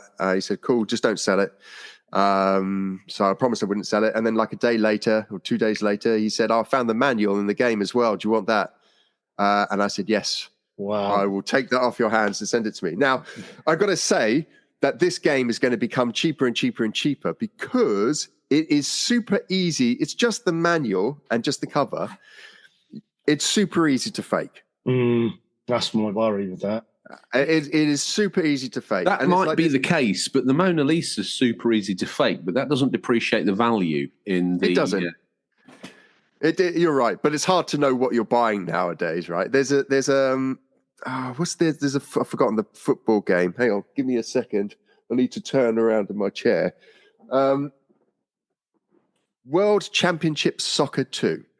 Only came out on a brown label classics edition for Europe and the UK, but there is a blue spine variant, and it is worth. You sicko. I don't have it. And I won't buy it because it's only the cover. The manual and the cartridge is the same as everything else, but it's only the cover, and you can print off this cover exactly down to the dot. If you've got a magnifying glass and look at the dot gain of the print, you wouldn't be able to tell the difference. So I won't buy that because it's so easily faked. In fact, I could go to a company now and get it printed myself, and you wouldn't know the difference. So there's some things I won't go down, and I think it's the same with that EA game. It's at the moment it's really cool to have. It's amazing to have. In 5 years' time, I think there'll be so many fakes on the market, you won't know whether you've got a real one or a fake one. And like I said, the cartridge inside is just a standard $5 cartridge that you can pick up from the States. We've did and dotted around quite a lot of collecting. And one thing I don't think I've seen you talk about or mention in your videos, and maybe if one slipped by and I didn't see it, but the activator system. Do you have that yet? No. No. I'm trying to avoid buying Genesis stuff. Did it not get a PAL release at all? Because I remember it being in a magazine and everyone going crazy about it. It never got a full release over here. So yeah, I've not purchased that yet. Although I have started to buy a couple of Genesis things. So I've got the Nomad in the collection. I've started to buy a couple of Genesis games. Your Nomad, let's just, have you sent that away for a full capping, or have you just, is it running okay? I bought it fully modded, which made it extremely little boy. I got to tell you, if Sega had done to this console what these guys have done to it now, it would have been the Switch back then. Mm-hmm. Wow. So I've got. Don't put too much vaunt on it, because I had a PS3 that was similarly fettled and it died. So just well, you ask a lot of these old systems and they're just not cut out for the marathon. No, well, like I said, my Mega CD died a few months ago, and it was the one I had from launch. And what within that died? Was it caps? Was it the battery? I don't know. So I got it recapped. It didn't fix it. We played around with some of the circuitry. It didn't fix it. So in the end, what I did is the chap I was talking to, I took a donor board. So I've got the bulk of what I had when I first bought it, but I took a donor board, and he wants the other board as a curio for him. You know, we talk about my what was not Megadrive. Working with it though? Was it not turning on, or was it not playing elements of certain games? Just wouldn't boot. Wouldn't start up. Really? Yeah, but he's like, we talk about games. This guy's like that, but with circuit boards. So he's taking apart every single chip and testing each chip. I'm like, how do you do that? And he's just telling me how he breaks down the registry of a chip to see if it's damaged or anything. I'm just like, wow, look, knock yourself out if you want to find out what's going on with it. But he's fascinated with that kind of stuff. Wow. But yeah, Xeno Tinder's a thing, or Tinder for PCB boards, perhaps. Yeah. PCB Way. There's a great time to announce our sponsor. Wheel him in. Wow. Okay. What? Apologies, because I was hoping that the activator did have a power release, and I'm kind of disappointed that it never got a release over here, because I was hoping I would see a video of you ironing the box and then busting some moves within a plastic ring while barely affecting anything of the on-screen action. I was poised and ready for that video. I'll bet you were. Yeah. It will come. I'll give you a heads up when that. By the time you get to Genesis peripherals, Mike, you're going to be getting wheeled on. There's going to be. There's going to be no, and that's not a defamation to your age now. It's just that you've set yourself quite a wide gamut here, and we are still some ways. So you plumped for the chair over the three holy tins, the Holy Ghost, the Holy Trinity of a PAL set, the full PAL set. When and how often do the tins come on the market? Once a year. Really? Once a year. Yeah. I think, they're...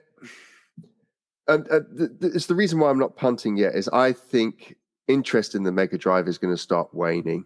And I'll be able to collect a couple of things that are a little bit cheaper. I already see it now. There's a lot of places I'm hooked into, but if you just look at eBay, there's lots of people trying to sell things for lots of money, but they've been up there for almost a year. And then you look at the actual sell through, and there's, the things that are selling reflect what world we live in today. The true value. Definitely. Yes. I agree. People don't have as much money as they used to have. It has to go further. People, the buzz of Megadrive is still there, but it's a smaller group of people. Yeah. Lots of people have finished collecting what they wanted to collect. And so I think the tins will make it into the collection, but I don't think I have to pay the price that some people want for it at the moment. No. Okay. I think when I was offered one, like I say, I've physically held one. I had the chance to buy one about, I would say, you've met God.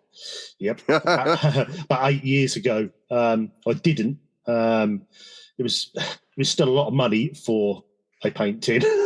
And I didn't buy. Sometimes I regret, but I think Mike's right. That is gonna wane. The amount of people who want paint tins and very rare accessories or peripherals like that are going to fade away. And I think that there will be a time when you'll think, the price is right. We can pick them up now, sort of thing. I kind of stumbled back into game collecting full time off the back of sort of collecting toys from my childhood, and I was enjoying this little hobby because they were £1 each. You could find them at car boots, and people would sell you a game or an action figure for 50p. Really cool, great. That was a world I could collect for, and I picked up some, and I still attach £1 value to them now. I know some people go buy a game, I paid £1 for it, right, let's go on eBay, so it's worth 250 quid, boom, that's what I'm going to list it for. Like, well, damn, pal, you're either collecting or you're selling. I don't know what. It's a bit of a fine line between the two.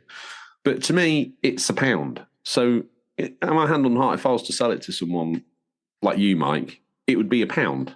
It wouldn't be, well, I've seen on eBay it's 250 quid's worth of game. No, it's not. No, it's not. I don't know. Is this? It felt like I was just, at the time, one phase ahead of the comic collectors. They were going nuts on that, and it peaked, so they jumped on toys. It peaked, so they jumped on games. They're still, for what feels like, riding games, but I agree with you that furore is dying off, and I don't think it popped quite the way maybe some of the investor collectors thought it would do. Now, some people can fund game collections by doing the buying and the selling and the pricing up and the matching to the modern price and all that sort of stuff, and great, fair play to you. I have the luxury of not having to collect in this modern era, so, you know, I got away with paying £1 for a lot of my stuff. Whereas now, if you want to build a collection like you're doing, you maybe have to pick up 4 or 5 games or 4 or 5 versions of Sonic v Knuckles that you can cart out, or you stumble across 2 copies of God knows what is even popular these days, but, you know, some of those elusive games that people, not mega rare, but certainly in the bubble, that you can get lucky, get it for £5, you can sell it for 60 quid as an example. Have you maybe employed some of that sort of methodology to get you where you are, or are you just sort of viewing each individual buy as the one you want, or have you been able to maybe box upgrade? No, I've done a couple of box upgrades,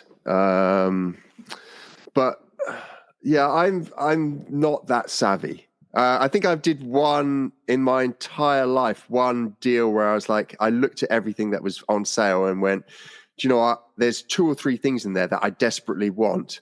I can flip everything else and make back the sale of the price. I did that once. It's the aggro of the flip, isn't it? Because you're not remunerated until you sold that cart-only copy of Sonic. Yeah, and, you know, I get it. Some people, like, I understand how exhilarating some people feel when they realize they got something that's super expensive and they flip and sell it, right? I understand that, but I don't get any pleasure from that. No. Equally, I've spent a lot of money on some games, and people gasp when they see how I handle it. I'm open it, shove it into the console, wiggle it around a bit to get it to work, and like, that game's worth like £1,000. Like, no, it's not really. Even though I've spent that money on it, I mean, it's kind of like I've spent it's money that I can afford to spend, and I don't think about the money, and it's gone. And now it's just the game. And that's why I think my collection is pretty much worthless, because I don't want to. I'm not selling any of it.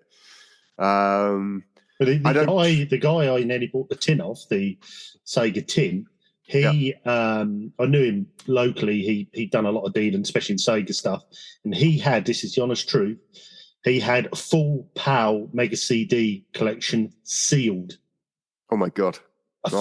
He was mad on the Mega CD, but it hit a peak. It was at the time when the Mega CD was really going well globally, and Sega CD. And so the lure of the money got too much, and he sold them all off, got the money, made a lot of money on it. Some games were going for ridiculous amounts.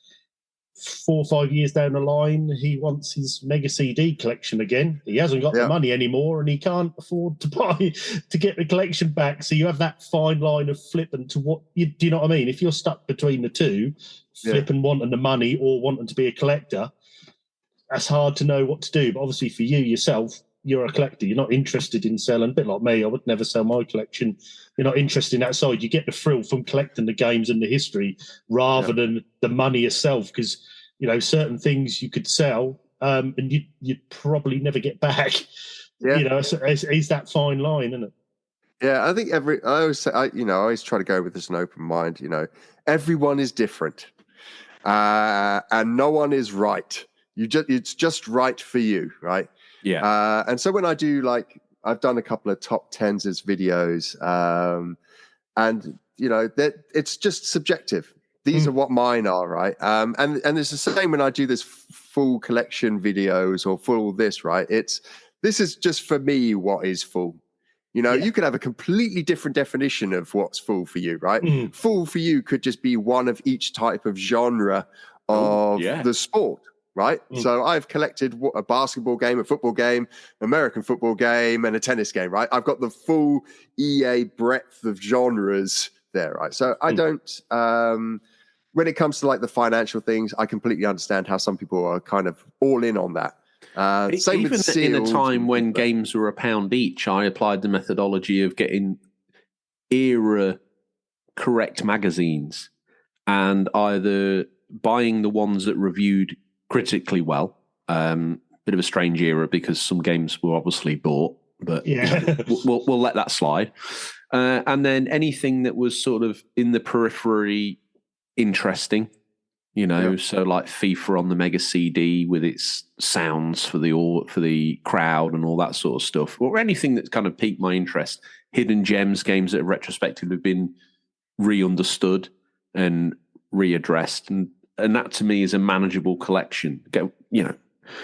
I look at yours, it's just dripping with 16-bit glory. I mean, you could build a house out of your set, Mike, and keep warm on a nightly basis. It's a phenomenal collection. One question I have, obviously, to people who are maybe on this journey, people who have tuned in because, bloody hell, UCP have put out a show about collecting a Megadrive set, and Mike Rouse is in it. Triple bonus, baby. Now, when I used to, what I would call onboard a cartridge game, it would involve me getting the box, opening it up, much like you. I didn't baggy the manuals. This is before the baggy manual era. So I hate to say this, Mike, but I've got unbagged manuals. That's okay. Don't worry. I know, but I'm just putting it out there. I live on the edge. But RGT's corpse, I don't know why. I would take the cart out and I would use some, you're probably going to recoil in horror at this, but some surgical spirit, quick evaporation, cotton bud, and I would rub the copper connector till it was clean. Yeah. Other side, nice. Give the label and the actual plastic cart a little bit of pledging, get the silicone back in there, give it a little bit of protection, give it a little bit of a sheen. Then I would take the inlay out of the box because often they would get a surface layer of dust, and I would give that a gentle wipe with a cloth. Reach in. Oh, God. Steady. Reach into the sleeve area and give that a good sort of... Give that a good... I've normally got such a good vocabulary, but give it a good wiping out. Yeah. And then I would then reassemble all of this, put it on the shelf. Now, as a mastodon of someone who's probably onboarded more games than, that's probably the wrong euphemism because it'd be about 2. Say I've adult dinners. Is that the correct way? And is that still the way that people like yourself are caring for, curating and storing and preserving and protecting for the future of a game? Or is there some element of that has been missed or you could elaborate on further required? I don't know if there's any rules. The only thing I would say that I do different to you, George, is that once I've cleaned out the inside layer with a cloth, I then get the cartridge and stick it between the clear plastic and the black piece of plastic there so that the air can get through and dry it before I put the sleeve back in. But I do everything you do with my games as well. Get in there, clean it all off, wipe over everything. And it's amazing. You get the wipe out and it's like yellow and brown. But the game didn't even look that bad when you started to clean it. I use Surgical Spirit. Is that what you would use, or is there another product out there that is Surgical Spirit damaging to it in any way? I just want to make, if someone's listening, they go, "Oh, I never done that," and I'm always blowing. Blowing, as we know now, as collectors, is the root of actually all the evil, and probably not all of the evil, because some corrosion has happened through condensation in lofts and other stuff. But we see the people blowing, and as collectors, oh, darling, I can't believe they're showing that myth here. That spittle on there is actually corroding the copper plate. What do they know? You're swilling your gin glass around, or wine glass, you're spilling your fine wine everywhere. But this caring for the copper connectors, what's the best way? Because that's where the data's pouring from, into your beloved system. You don't want to put something dirty in your hole, do you? You want it clean. I like a clean. I can't go with that one. I use isopropyl 99%, so alcohol clean. So what's the difference between, to the average guy out there? Obviously, when I used to collect back in the day, I would go on Instagram, or a burgeoning YouTube, very early times, and burgeoning Instagram, really. And I would see people using in America isopropyl alcohol. I couldn't really find that here. The closest I could find was Surgical Spirit. Are they different, or is one scented? Am I infecting my cart? I have no idea.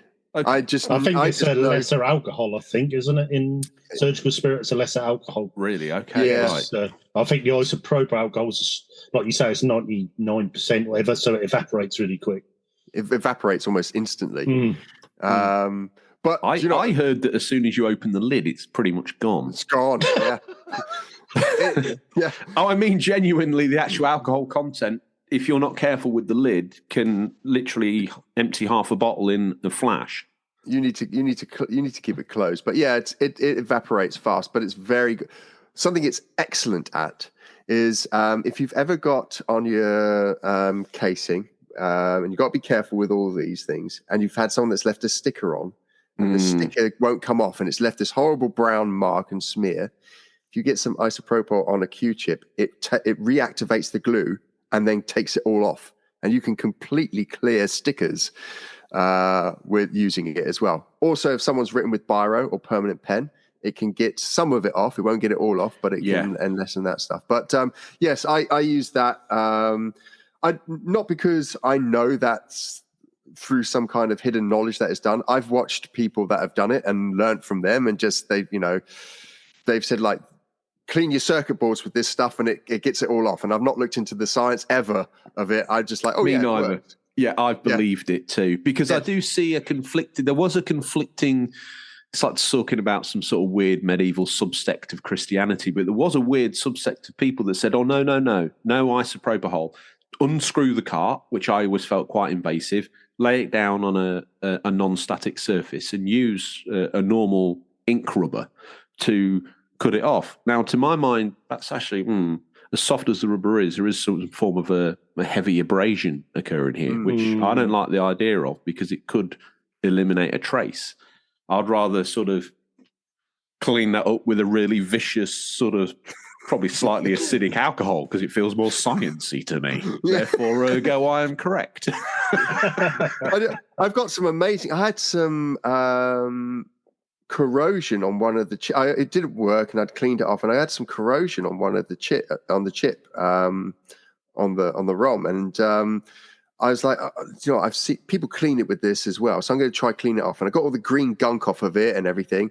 I was like, it's probably not going to work. Stuck it into the Megadrive, worked perfectly. Cleaned up all the connectors, and a lot of people that I've worked with who do a lot of this PCB stuff, they use it all the time to clean up circuitry and boards, and so I've used it. I don't know if it's the proper way. I know that it works. Yeah. And I've got so many other things that I want to learn about the Megadrive collection. The inner workings of the PCB I've not got there yet. So as long as that works and I feel like it's nice and clean, then I'm happy, and I move on with washing down everything else and then getting it onto the shelf. Have you ever tried the 1-up cards? I've never tried those 1-up cards. No, what's that? Are they for cleaning the console itself? No, they're for cleaning cartridges. They're like, I think they're maybe American based, but they look like a little credit card, and they've got a little foam sponge on one end, and you buy them in a little set, and then you pour your, I would presume, alcohol or isopropyl alcohol on the thing, and then you rub it in the cartridge slot, and it cleans them up. A lot of game collectors in America use them. I'm sure they're called 1-Up cards. I might be wrong. I don't know, but it sounds to me like they're sponsored by this 1-Up company to sell you basically a very expensive sponge-tipped Q-tip and some very... Yeah, more than likely. Don't forget to secure your extra bottle of PC Clean. And it's like, hang on, read the side of it. Isopropyl alcohol, 90%. Like, what's this? Gotta water it down.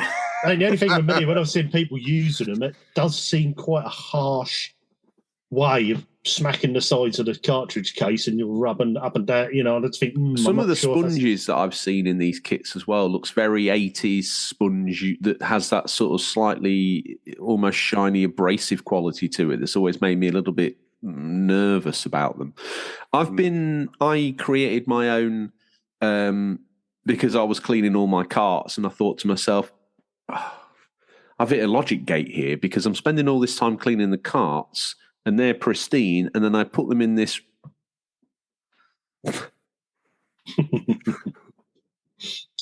Oh, dear. I put them in this unchecked, unclean, dirty slot. I was going to call it a hole, then for some reason I thought slot would be a better answer, but it's not. So I then cleaned that. So I was making sure that even if I got a game that I'd cleaned, it was going in... It was going in clean and it was coming out clean. And then there wasn't any transference to the game and vice versa and back again, and therefore some cross-contamination across my whole collection. Do you find yourself on a wet Sunday cycling through maintenance tasks? Do you have to go and re-Q-tip, or have you got maybe... I don't know why that was outrageous. That was funny. No, it's funny. Re-Q-tip. Do you re-Q-tip the collection, or have you got that to a standard now and you have a certain... Do you advise people who collect physical media like this to keep a certain temperature within the games room? I know you're a man of detail, and I admire you for it. So I've blocked out the windows in the room that I am in so that no sun can get into my games collection. My hero. By the way, I also make sure my room has minimal sunlight. And it's the downstairs family lounge. That's not actually the sun that causes the issue, it's the windows. It's the glass, It's the glass taking out the UV that makes them fade, isn't it? So you have to sort of... Yeah, and to be fair, my shed has the windows boarded up as well. Yeah. I've built a whole TV unit now that now completely blocks off that entire wall from getting any kind of light in. But I like to think that I do quite a good cleanup job when I get these games in. Yeah. And so there's only 1 or 2 games that I've gone back and cleaned because I use it all the time, and I'm just like, you know what, it's probably getting a little bit grimy. But I clean out the Megadrive as well. And so I've got clean connectors going against clean connectors. Allegedly. I need to come and check your connectors, I think. I rub, you know, if I'm clean, I expect the person or thing I'm going in to be clean. And so it's nice and clean together, so I don't get much dirtiness going on there. But yeah, I don't have to clean them often. No consoles of ill repute. That Mega Drive 2 that stumbled into the collection, it was certainly vetted before you allowed any of your specials to go in there. Yeah, I feel like you know, I'm almost like a charity for some of these. They come in dirty, sullied. They've had a bad life. I'm showing them a new way. Every time, I don't know if you remember this, but a quick YouTube search will do this. Every time I've historically cleaned a game, or even if I've brought a PS2 game and I'm de-stickering it, there was this Ford advert where it was for like the ST or the RS version of the Escort, and he goes into this shed, and it's kind of a Rocky montage. So it's this beat up old Escort, and he goes, "We're going to make you great again." And it was to the Rocky music, and he was like put on like a road test and all this. Every time I pick up a tin of Pledge and a duster and sit down to clean the game, I hear this guy, "We're going to make you great again like you always were." And I'm like cleaning it, I'm putting on the training montage, I'm cleaning its teeth with the Q-tip. I'm doing all of it, Mike. Do you have a similar sort of, is that your thought process? I mean, that exact advert doesn't go through my head. Shame. So we'd have different dads, but we might have the same mum. Hang on. Maybe, yeah.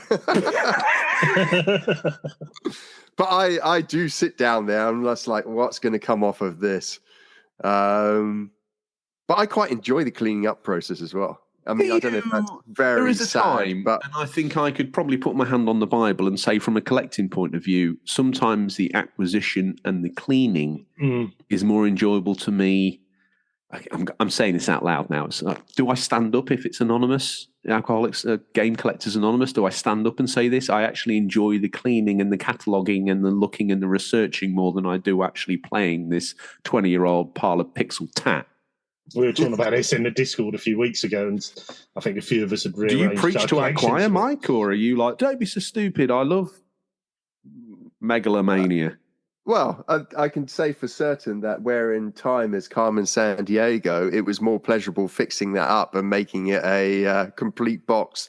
Let me tell you, playing that game. I got more joy out of watching you clean that than you got out of cleaning it. I don't know why I'm rubbing my legs, and bizarrely, he literally is rubbing his legs. I actually am only wearing shorts as well, so there's a little bit of like. Wow. Skin on skin going on. It's a bit scary to say out loud, but yeah. On the way in, we talk about the Full House set. Now, I know through watching some of your videos that vicariously, not bi-curiously, that would be completely the wrong thing to say. Vicariously, you've picked up Mega CD and 32X games along the way. How far away are you from finishing those subgenres out? Oh, quite far off. But those are my. I'm setting those up as my next collection. So my goal is to have a full PAL collection for anything that could be played on the Megadrive, which includes Mega CD, 32X, and Master System. So I want that whole. I said to my wife, my ideal is that one day I can afford somewhere where we've got an outbuilding. It used to be used for cleaning out cows, and I've taken it. I've built up this massive like museum piece in there, and in the center it's got the Mega Drive, Mega CD, 32X. It's got the modem on the back. It's got the karaoke machine by the side, and also there's another version of that same setup with the Master System adapter, and then all the peripherals and games that could be played on it. And it's set up in a way where I can play it, because I don't just like collecting, I like playing my collection as well. But that's the kind of pie in the sky. Whether I ever get there or not, I don't know. But that's what I'm kind of looking for. So when people say, what are you going to do when you finish the collection? Well, it's like, well, I'll probably be dead by that point. So rest. Wow. Well, one thing I've noticed is I've just looked at the time and scared myself about how long we've been talking about. To be honest, if this recording was going on till 8 o'clock at night, I'd be happy. But I know that you've got family to get to and all that sort of stuff. One request based on the conversation we've had is, I'm not saying you get Little Mike out here, but I think there's a chance here for an OnlyFans. And I would like to submit a request video of you creating what a PAL activator box would have looked like, acquiring an activator from our cousins across the pond, who we love very much, cleaning it up, checking it all, going each end of the pinholes. It's sexy. I'm thinking like 2-3 hour real-time version and an edited sort of like teaser video, sort of thing you'd find on a local streaming site, compressed. Yeah. Of that, you designing it on whatever it is you design these things on. I would try it on Paint. Probably a man of your skills is probably using something far more advanced than that. Box images, matching grid pattern work on the back, redesigning the activator logo to be something a little bit more PAL. How much would I need to pay you for that? You've thought about this a lot, haven't you? I am literally carrying around dry crusts. I love the idea that OnlyFans would be used for video game collectors. No one said it has to be for. It does. That's correct. Prawn. Yeah.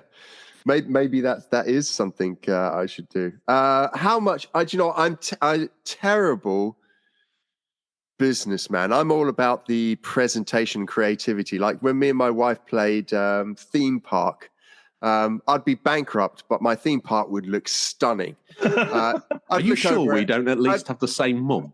I'd look over at my wife's screen, and she's just got shops and pathways and the most efficient way to monetize them, right? Yeah.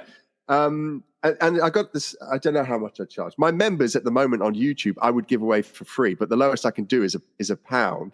So it's £1, and then whenever someone gets to a gold coin, they get sent a coin that I got made and manufactured that costs me more than the subscription fee that someone would have had to pay. What annoys me is I was in day one and put the £1 in, but then for some reason failed to deliver the next £11. Therefore, I missed out on a Mike Rouse bankrupting gold coin that I probably would have given my 5th liver for.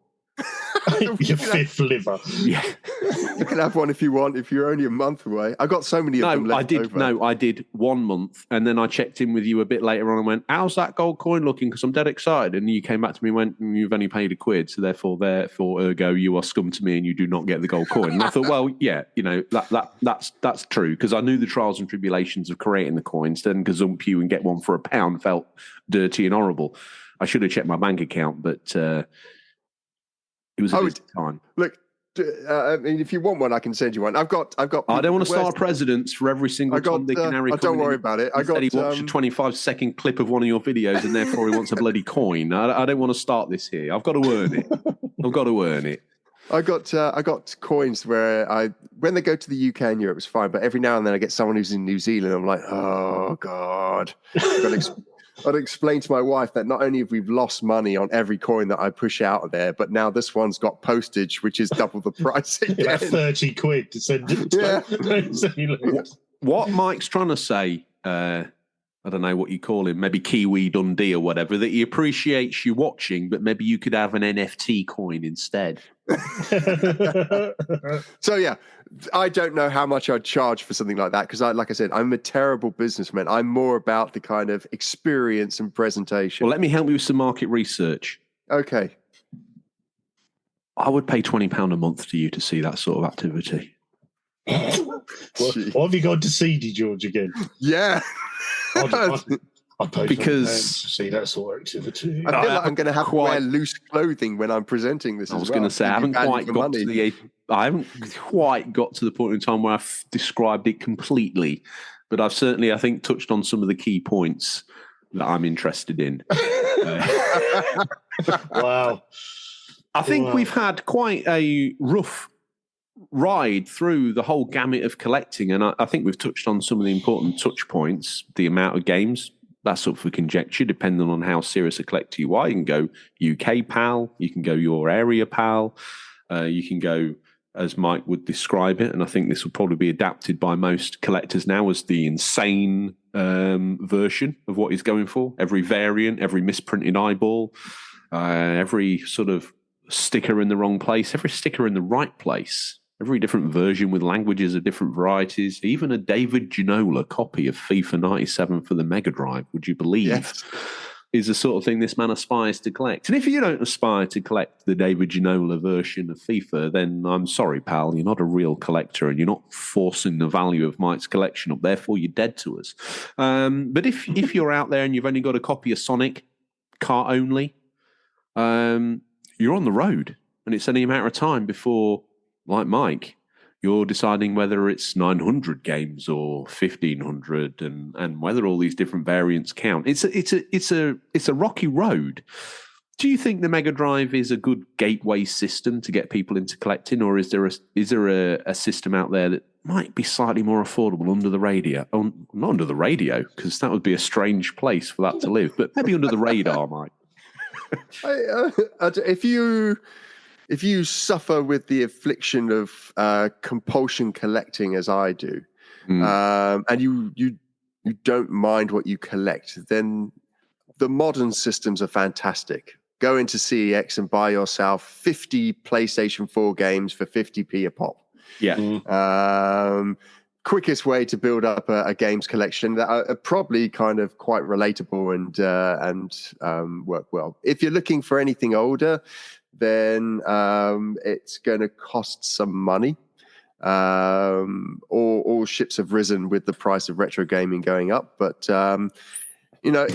there's some people that want, like, how do I get into Megadrive collecting? I say, well, buy the games that you can afford and that you like, and then just leave it there if you want, and go off and collecting. No one says that your collection has to be every single game in a certain console. It could be you want every Sonic game ever made, or you want the first game released on every console. That's a good one. That being able to collect together. And this is a subgenre I kind of focused on for a little while, is getting the PAL launch games for certain consoles. So you can recreate, unfortunately sometimes, sadly, the launch night experience of bringing the console home. And this is your selection of games you could have purchased from in that window or on that day. I find that quite exciting, and quite often we'll stack those games up and kind of play through them and think, What the hell? I think that's clever how Evercade have marketed themselves. Clamshell cases, they're numbered cases. So if you're looking on your shelf and you've got 1 to 30, but you're missing number 7, it isn't going to look right. If you're a collector and you've got that OCD, you need that number 7. So I think they've really hit a bit of a niche market there, Evercade, with their, because there's a lot of people that like retro gaming but aren't going to go out and spend £100 on a Mega Drive game, or £20 and then try and get a C64 or anything. But I think Evercade are getting them bits in, and that's quite a clever idea for collectors. Really, I've still resisted it so far, but I don't know how long. I don't know how long it'll be before I do actually start collecting Evercade, but. They know what works. Yeah, they do. A quick question before we hand the mic over to you, Sir Mike, and allow you to sort of remind everybody where they can find you and how they can contact you and engage with you and follow your continuing journey of collecting these things. But I want to seduce you, because I need a friend, really, I'll be honest. Nothing more than this. I've been circling around the idea of a Panasonic 3DO and a full launch set, because something about that is sexy. Something about that is exclusive. Something about that is almost like, I described the Mega Drive boys earlier. They had the bomber jackets on, probably a light orange interior to the jacket. They're playing their game. They've got the hair. They've got the quiff. The 3DO owner.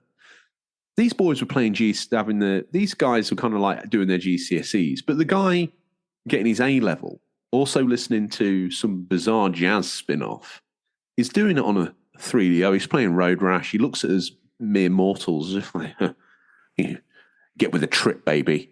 Get with the trip. Would you ever swerve away from that Mega Drive set, the Sega set, and dip your toe with me, arm in arm, into something as elitist and as niche as a full 3DO set, and go as deep as you have, because the selection is smaller? Would you ever consider walking arm in arm with a man like me through the medium of collecting a full 3DO box Panasonic set? Or I purchased on day one of launch the Panasonic 3DO. You were that guy. That's why you were like, keep describing him as really cool, elitist jazz. Smokes. Jazz, he's fine. Galois or something like that. Rolled up £600 in notes, handed over. While all my friends were still kind of talking, I mean, I still had the Mega Drive and Mega CD, but I had a Panasonic 3DO, Gex, Road, Need for Speed, Return Fire. Return Fire, PO'd. I can't imagine anyone I'd rather sit down and daisy chain with than you. And that reference is going to go over some people's heads, aren't they? But that's only for the elite. Yes, only for the elite. That is, Mike. That's only for the elite. They had a great advertising. If it has a 3DO logo on it, you can play it. And again, like a lot of people, if you weren't born or you didn't play gaming in that era, that's because these games, you couldn't play any game on any system. You had to buy it from your region. And it was region locked. And so it was a big thing that 3DO had region-free gaming going on. Would you go down the route of the Panasonic, or, you see, I would be quite elitist. I would want the 4-pillared corner version of it. The the one. Yeah. I would snub my nose at a gold star. I'd stub my nose at all this other stuff. I would only want that one. If you got deep into 3DO collecting, would you be getting the gold star? Would you be getting this, that, and the other? Or would you just concentrate on what you would think was the elite pinnacle for that? Would you go as wild as you do with the Mega Drive? Can you help yourself? I never owned a Mega Drive 2 and never played a Mega Drive 2, but I now own a Mega Drive 2, and in quick succession, I then bought a Mega Drive 2 Mega CD.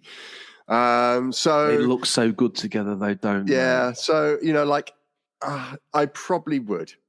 So I wouldn't start off with that because I've got my 3DO, my Panasonic 3DO underneath my setup here.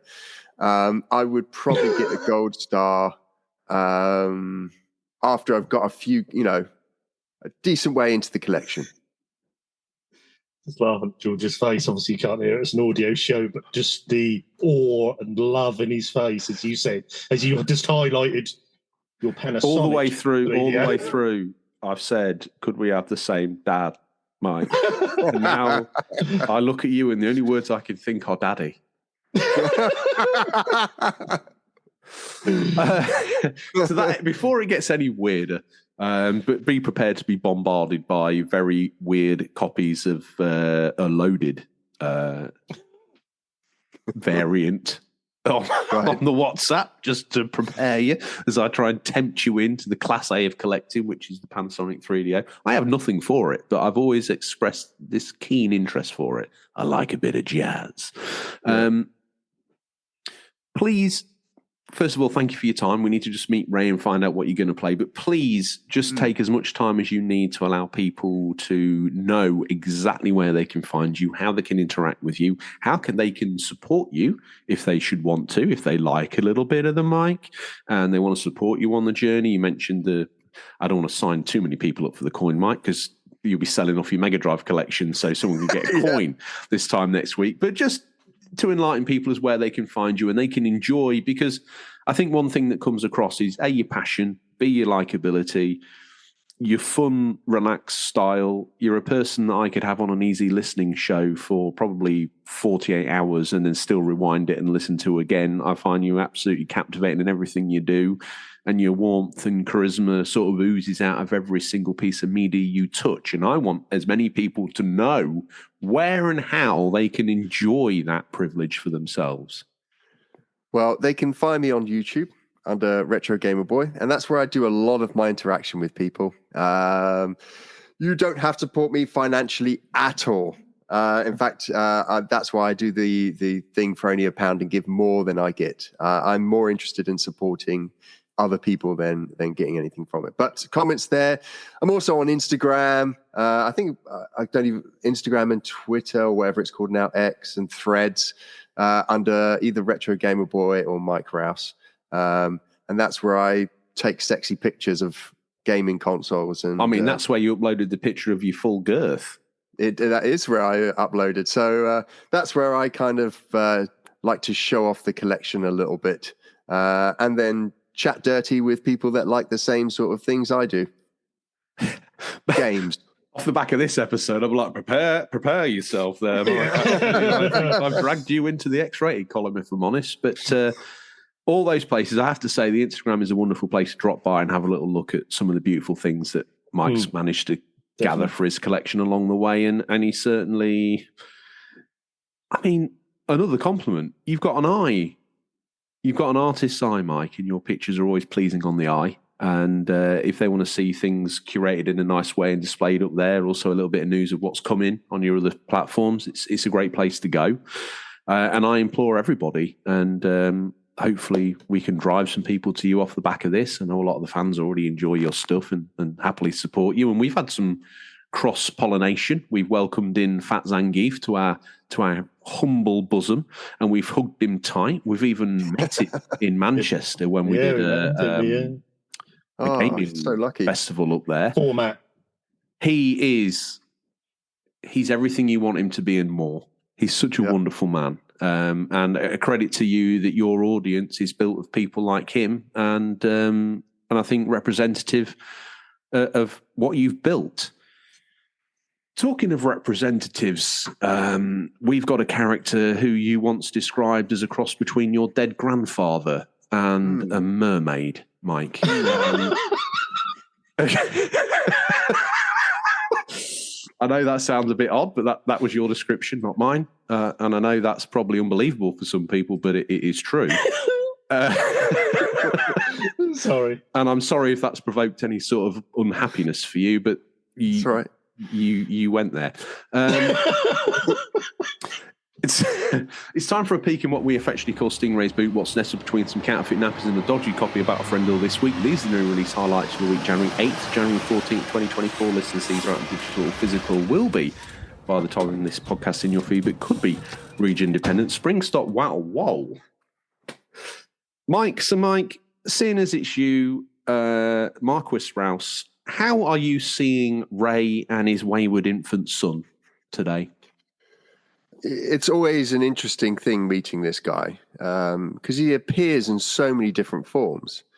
But today he's appearing in front of me as Mother Sega. Wow. The mother who birthed 16-bit gaming. However, there's a repugnant smell about him of rotting CD covers and 90s apparel, which actually makes me think that this is in fact a boggart that I'm looking at. Oh, wow. There's wave of nostalgia there. Ray's a boggart, but he's not, but he is. But he's also a woman that's giving birth to 16-bit gaming. You can imagine how traumatized I am at the moment. And conflicted. Tell you what, it's not the sort of scenario I want to see hanging around what the placenta looks like, that's for sure. I don't know whether that's 8-bit gaming or whether that's Game Gear or what, I don't know at this moment, but it could even be 32X, to be fair. Okay, that's... I want a T-shirt of that by midday. RGT, how are you seeing the illustrious mulleted legend today? It's looking, him and Wayne are looking very professional, almost like the Blues Brothers, but they're handing out leaflets for a new service called Bugstream. So I don't know if they're doing a rival streaming service. I'm not quite sure, but oh, you know what they're like. Let me have a look at one of these leaflets. Yeah, I don't know what games are on there. I don't know. The words just disappeared in front of my eyes. I thought I was holding some paper, and now I look down, not holding anything. What's happening here? It's strange. I really don't know, but I don't know if they'll be quite as successful as what Antstream is. So I don't think you've got to worry, Mike. I think that might have been. I think Bitstream. What did you call it? Bugstream. Oh, sorry, it's a real thing. I think Bugstream might be vaporware. I don't know. As for what I'm seeing, I can't be. I'm seeing Ray dressed as Lidl's version of Gandalf.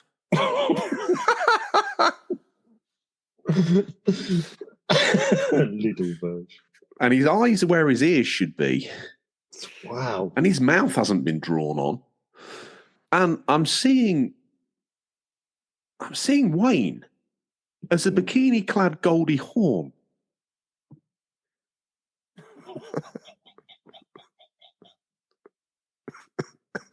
Holding an oversized check for children in need. Wow. For 10 pence. Tuppence. Enough of that, Wayne, out the way. I don't believe in what you're selling. Actually, through my side eye, you look a little bit like Sarah Green, but she's a hero of mine, so that can't be true. Let me have a look in the boot. I've got a copy here.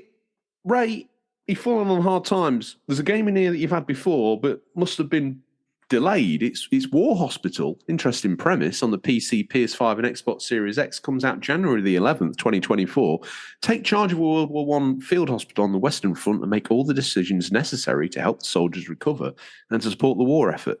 In this narrative management game, you're the last bastion of humanity.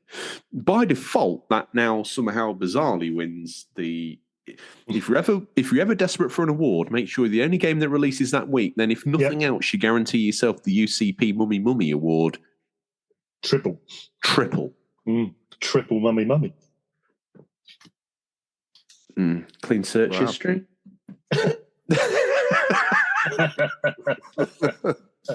So by default, you've all voted for that. Mike Rouse, industry legend, puts his full girth behind War Hospital. That's a fact. He has no choice. In the meantime, we must all pick a VHS mummy pick, and then we can release Sir Mike to the wild, because we've taken him from his family far too long, and more importantly, he's not cleaning copper strips if he's talking to us. RGT, what's your VHS retro or pick of any kind, really? I think I'm going to go with, after all our little silly antics today, I think I'm going to go with a silly film, so I'm going to go with Naked Gun. Oh, that's a good one. That's one I wish I'd thought of. Yeah. Now I've got nothing. Go Top Secret. You can have that one. No, it's too late. You've taken all the air out of the room with that. Well, I tell you what. Let me help you out. Suffocating on the floor, gasping for air. I'm coming in hard and fast here with a dodgy-looking copy of I Am Legend on UMD. On UMD, nice. Oh, I haven't. Oh, you've literally destroyed me. It's not a fight. It's not a challenge. I think mine would be the trilogy, Indiana Jones trilogy. Oh. However, on playing the VHS, I found out that it's actually a dodgy Indian interpretation and dance section of Indiana Jones. Not Bollywood. Now, the thing is, the danger for a privileged white man like me was to launch into song of what I thought that might be. And there was humour in that. Yeah. But in the modern world, I'm too scared to say it out loud. So I'm just going to laugh privately to myself. Mm-hmm. Okay. Probably best. With that, Ray's gone. All I see on the floor is what looks like, could be, possibly cotton wool that could have been his beard. But it could have been the stuffing out of his Goldie Hawn doll. I don't even know. That was his son. It's best that he goes. People who know the spirit of the show, the flow, and Sir Mike, you know, because you've probably been on more episodes than me by now, at least competent anyway. Cognizant is the word I'm looking for. What are you hoping to play for this gaming week, Sir Mike? I'm hoping to play and finish Final Fantasy VII Remake. Christ, you've not messed about, are you? No. Do you know what? I haven't bought a modern console yet. First time ever I've not bought a console since the 90s on launch day. But I'm now finally considering buying a PlayStation 5. Whoa.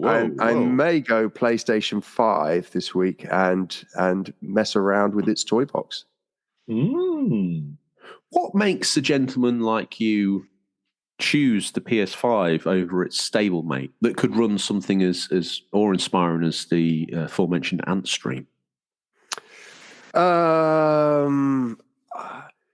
you know what? I don't know. It's that. Because I look at the Series X as well and what they've got coming from Bethesda. I'm just like, well, traditionally, I've always bought everything. Yes. This is the first time I've not bought everything. And I've become a little bit disillusioned with modern gaming as a developer, in that the jump from PS4 to PS5 is not technically anything. It is for consumers, but as you know, if I think back to when we were doing 3D games for the first time, it was all new. And then when we were doing GPU games on PS2, it was all new. And then what PS3 offered us as developers was like absolutely mind blowing. Yeah. And then PS4 to a lesser extent, but then PS4 to PS5 there's almost no difference for me as a developer. And so it's almost tinted my or jaded my consumer experience, my gamer experience of moving over to the next generation. But can I just say that I'm experiencing exactly that as a consumer. I feel like I bought a Pro. Interesting. A lot of the games that you see running, you're not like, oh, I'm so glad I got the PS5. Now, don't get me wrong. I could break it down and say, actually, there's more enemies on screen, there's more geometry, the draw distance is further, the interactions are better, the buttons feel slicker, I'm getting this dual sense. The dual sense is a saving grace in terms of what it does and its interaction with the console. But, and I say this jokingly, but if I squint a little bit, it's the PS4, it could be on the PS4 with a minor cutback in some of the subsystems that if I didn't know weren't there, I wouldn't miss. I think it's a bit similar to when PS3 to PS4 happened. There was that gradual changeover where you didn't really see the difference. And after about 3 or 4 years, because it's happened so gradually, you don't tend to notice. And if you go back and play an early PS4 game now to an early PS5, you then think, oh, hang on, there is a bit of difference there. But because it's happened over such a gradual time, you don't tend to notice, if you know what I mean. I was the same with the PS4. Hang on, what was that? What was that Killzone game that launched? Shadowfall, was it? Was that the one that launched on PS4? Yeah. Mm. I don't want to sound controversial, but it looks better than some of the PS5 launch games. Wow. And it came out on day one. Is that what you're thinking now, though? If you go back and play Killzone now, will you still think that? Do you know what I mean? Is that in your head you're thinking it is? But if you actually go back and play it, you'll probably think, well, actually, no. At the time, it looked amazing. Is it still as amazing now? Well, I guess that's what you've been playing. Yeah. What you're hoping to play. I don't know. Interesting. I think we've been spoiled as a generation. We've seen definitely huge leaps and bounds, right? And I think for, definitely people I talk to the same age, the expectation is that would have continued. Agreed. But I don't think it necessarily had to continue. And that's why I'm looking at it and I'm going, wow, why is it not a bigger jump from Megadrive to PlayStation 1? Or from, PS3 to virtual reality? Come on, where's the big jump, right? And I don't think that can happen as it used to. No. And I think that's probably the whole package as well. It's not just necessarily graphics. I mean, if you actually look at the jump, what we've got now, we've got the DualSense, which for me is one of the greatest controllers ever made. I think it's incredible. It's reliable. I think what it does, no one else really does. I think that's brilliant with the adaptive triggers, haptic feedback is brilliant. So I think that we sort of forget, we tend to sort of focus in just on graphics. I think there's more at play with SSDs and whatnot. So I think there's obviously you get a little bit better on everything that's behind the scenes, if you know what I mean. Yeah. Okay. So RGT, have you told us what you're hoping to play? No, I want to try and get Halo 2 finished this week, so I can crack on with Halo 3. Depending on what happens with the Series X controller, that will probably still be on original hardware. But to be honest, I do really enjoy playing that on the CRT. Still looks brilliant on the CRT. I haven't played the Master Chief Collection yet. I'm sure it does look really good. But yeah, carry on playing with that. More on me. I've sort of got a bit of a wave for the A500 at the minute, so I'm going to be back on there and messing about with some old stuff. Maybe a playthrough of Simon the Sorcerer or Chris Barry, I expect, something like that. And more probably EAFC. And I'll try and carry on with Star Ocean and to see what I'm got to keep grinding it out. Yeah, mate. it's all right so far. It's quite good. I'll just see what I think of that and whether I put more time in. But yeah, what about you, George? Well, like I say, I'm going to be doing launch game comparisons between PS4 and PS5 now. So is my WhatsApp going to be pinging again later? Is it? Loads of different shots zoomed in on pixel counts being. I think you'll find that Killzone actually used this engine and it used it in such a way. It used the Decima engine, so it would be a great comparison to see how much extra fidelity they've managed to squeeze out of it. To be honest, so now you're like, oh, he's dead serious. Actually, he's put some research into this. This is dangerous. Mute phone. Well, that wraps us up. And the only thing left for me to say is, Sir Mike, you've been on the show 4 times. I think you're probably living proof of what kidnapping one of your children will do for a podcast. Just a legend like you. Great.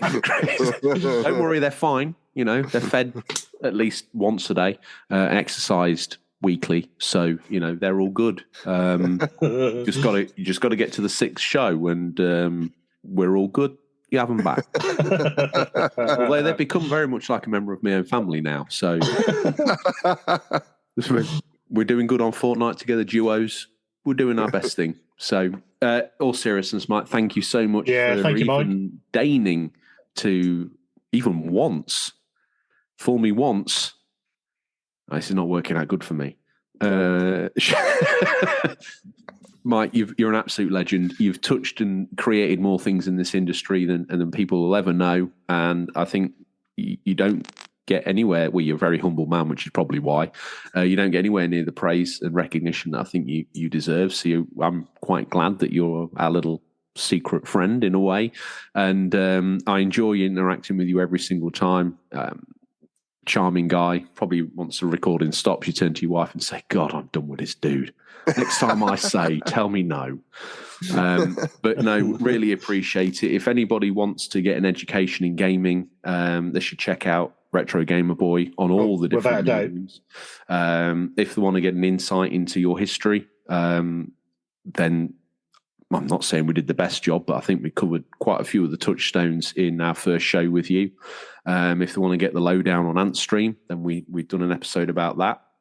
If they want to see some of your on-the-spot comical genius, then you also graced us and dragged me out of a hole for the Christmas special a couple of years back, which I'll always be grateful to you for. Probably my sixth kidney on its way to you. And just thank you generally for being an all-round good egg. You support us in the Discord. You know, you're all over the place, just being a generally good guy and an absolute honour to the industry that you find yourself working in. So thank you very, very much. Yeah, thank you, Mike. Well, thank you guys for having me on. That's it. The pleasure. I've got. I'm welling up. I'm welling up with emotion now. Good. Your eyes look dry, so I don't know where that's coming from. All pain. That's all we have time for this week, listeners. Always thank you for your time. Look forward to the pleasure of speaking to you again next week. Until then, happy gaming. Remember, there's nothing wrong with being given the unofficial controller. It's what you do with it that counts. See you, Sir Mike. See ya.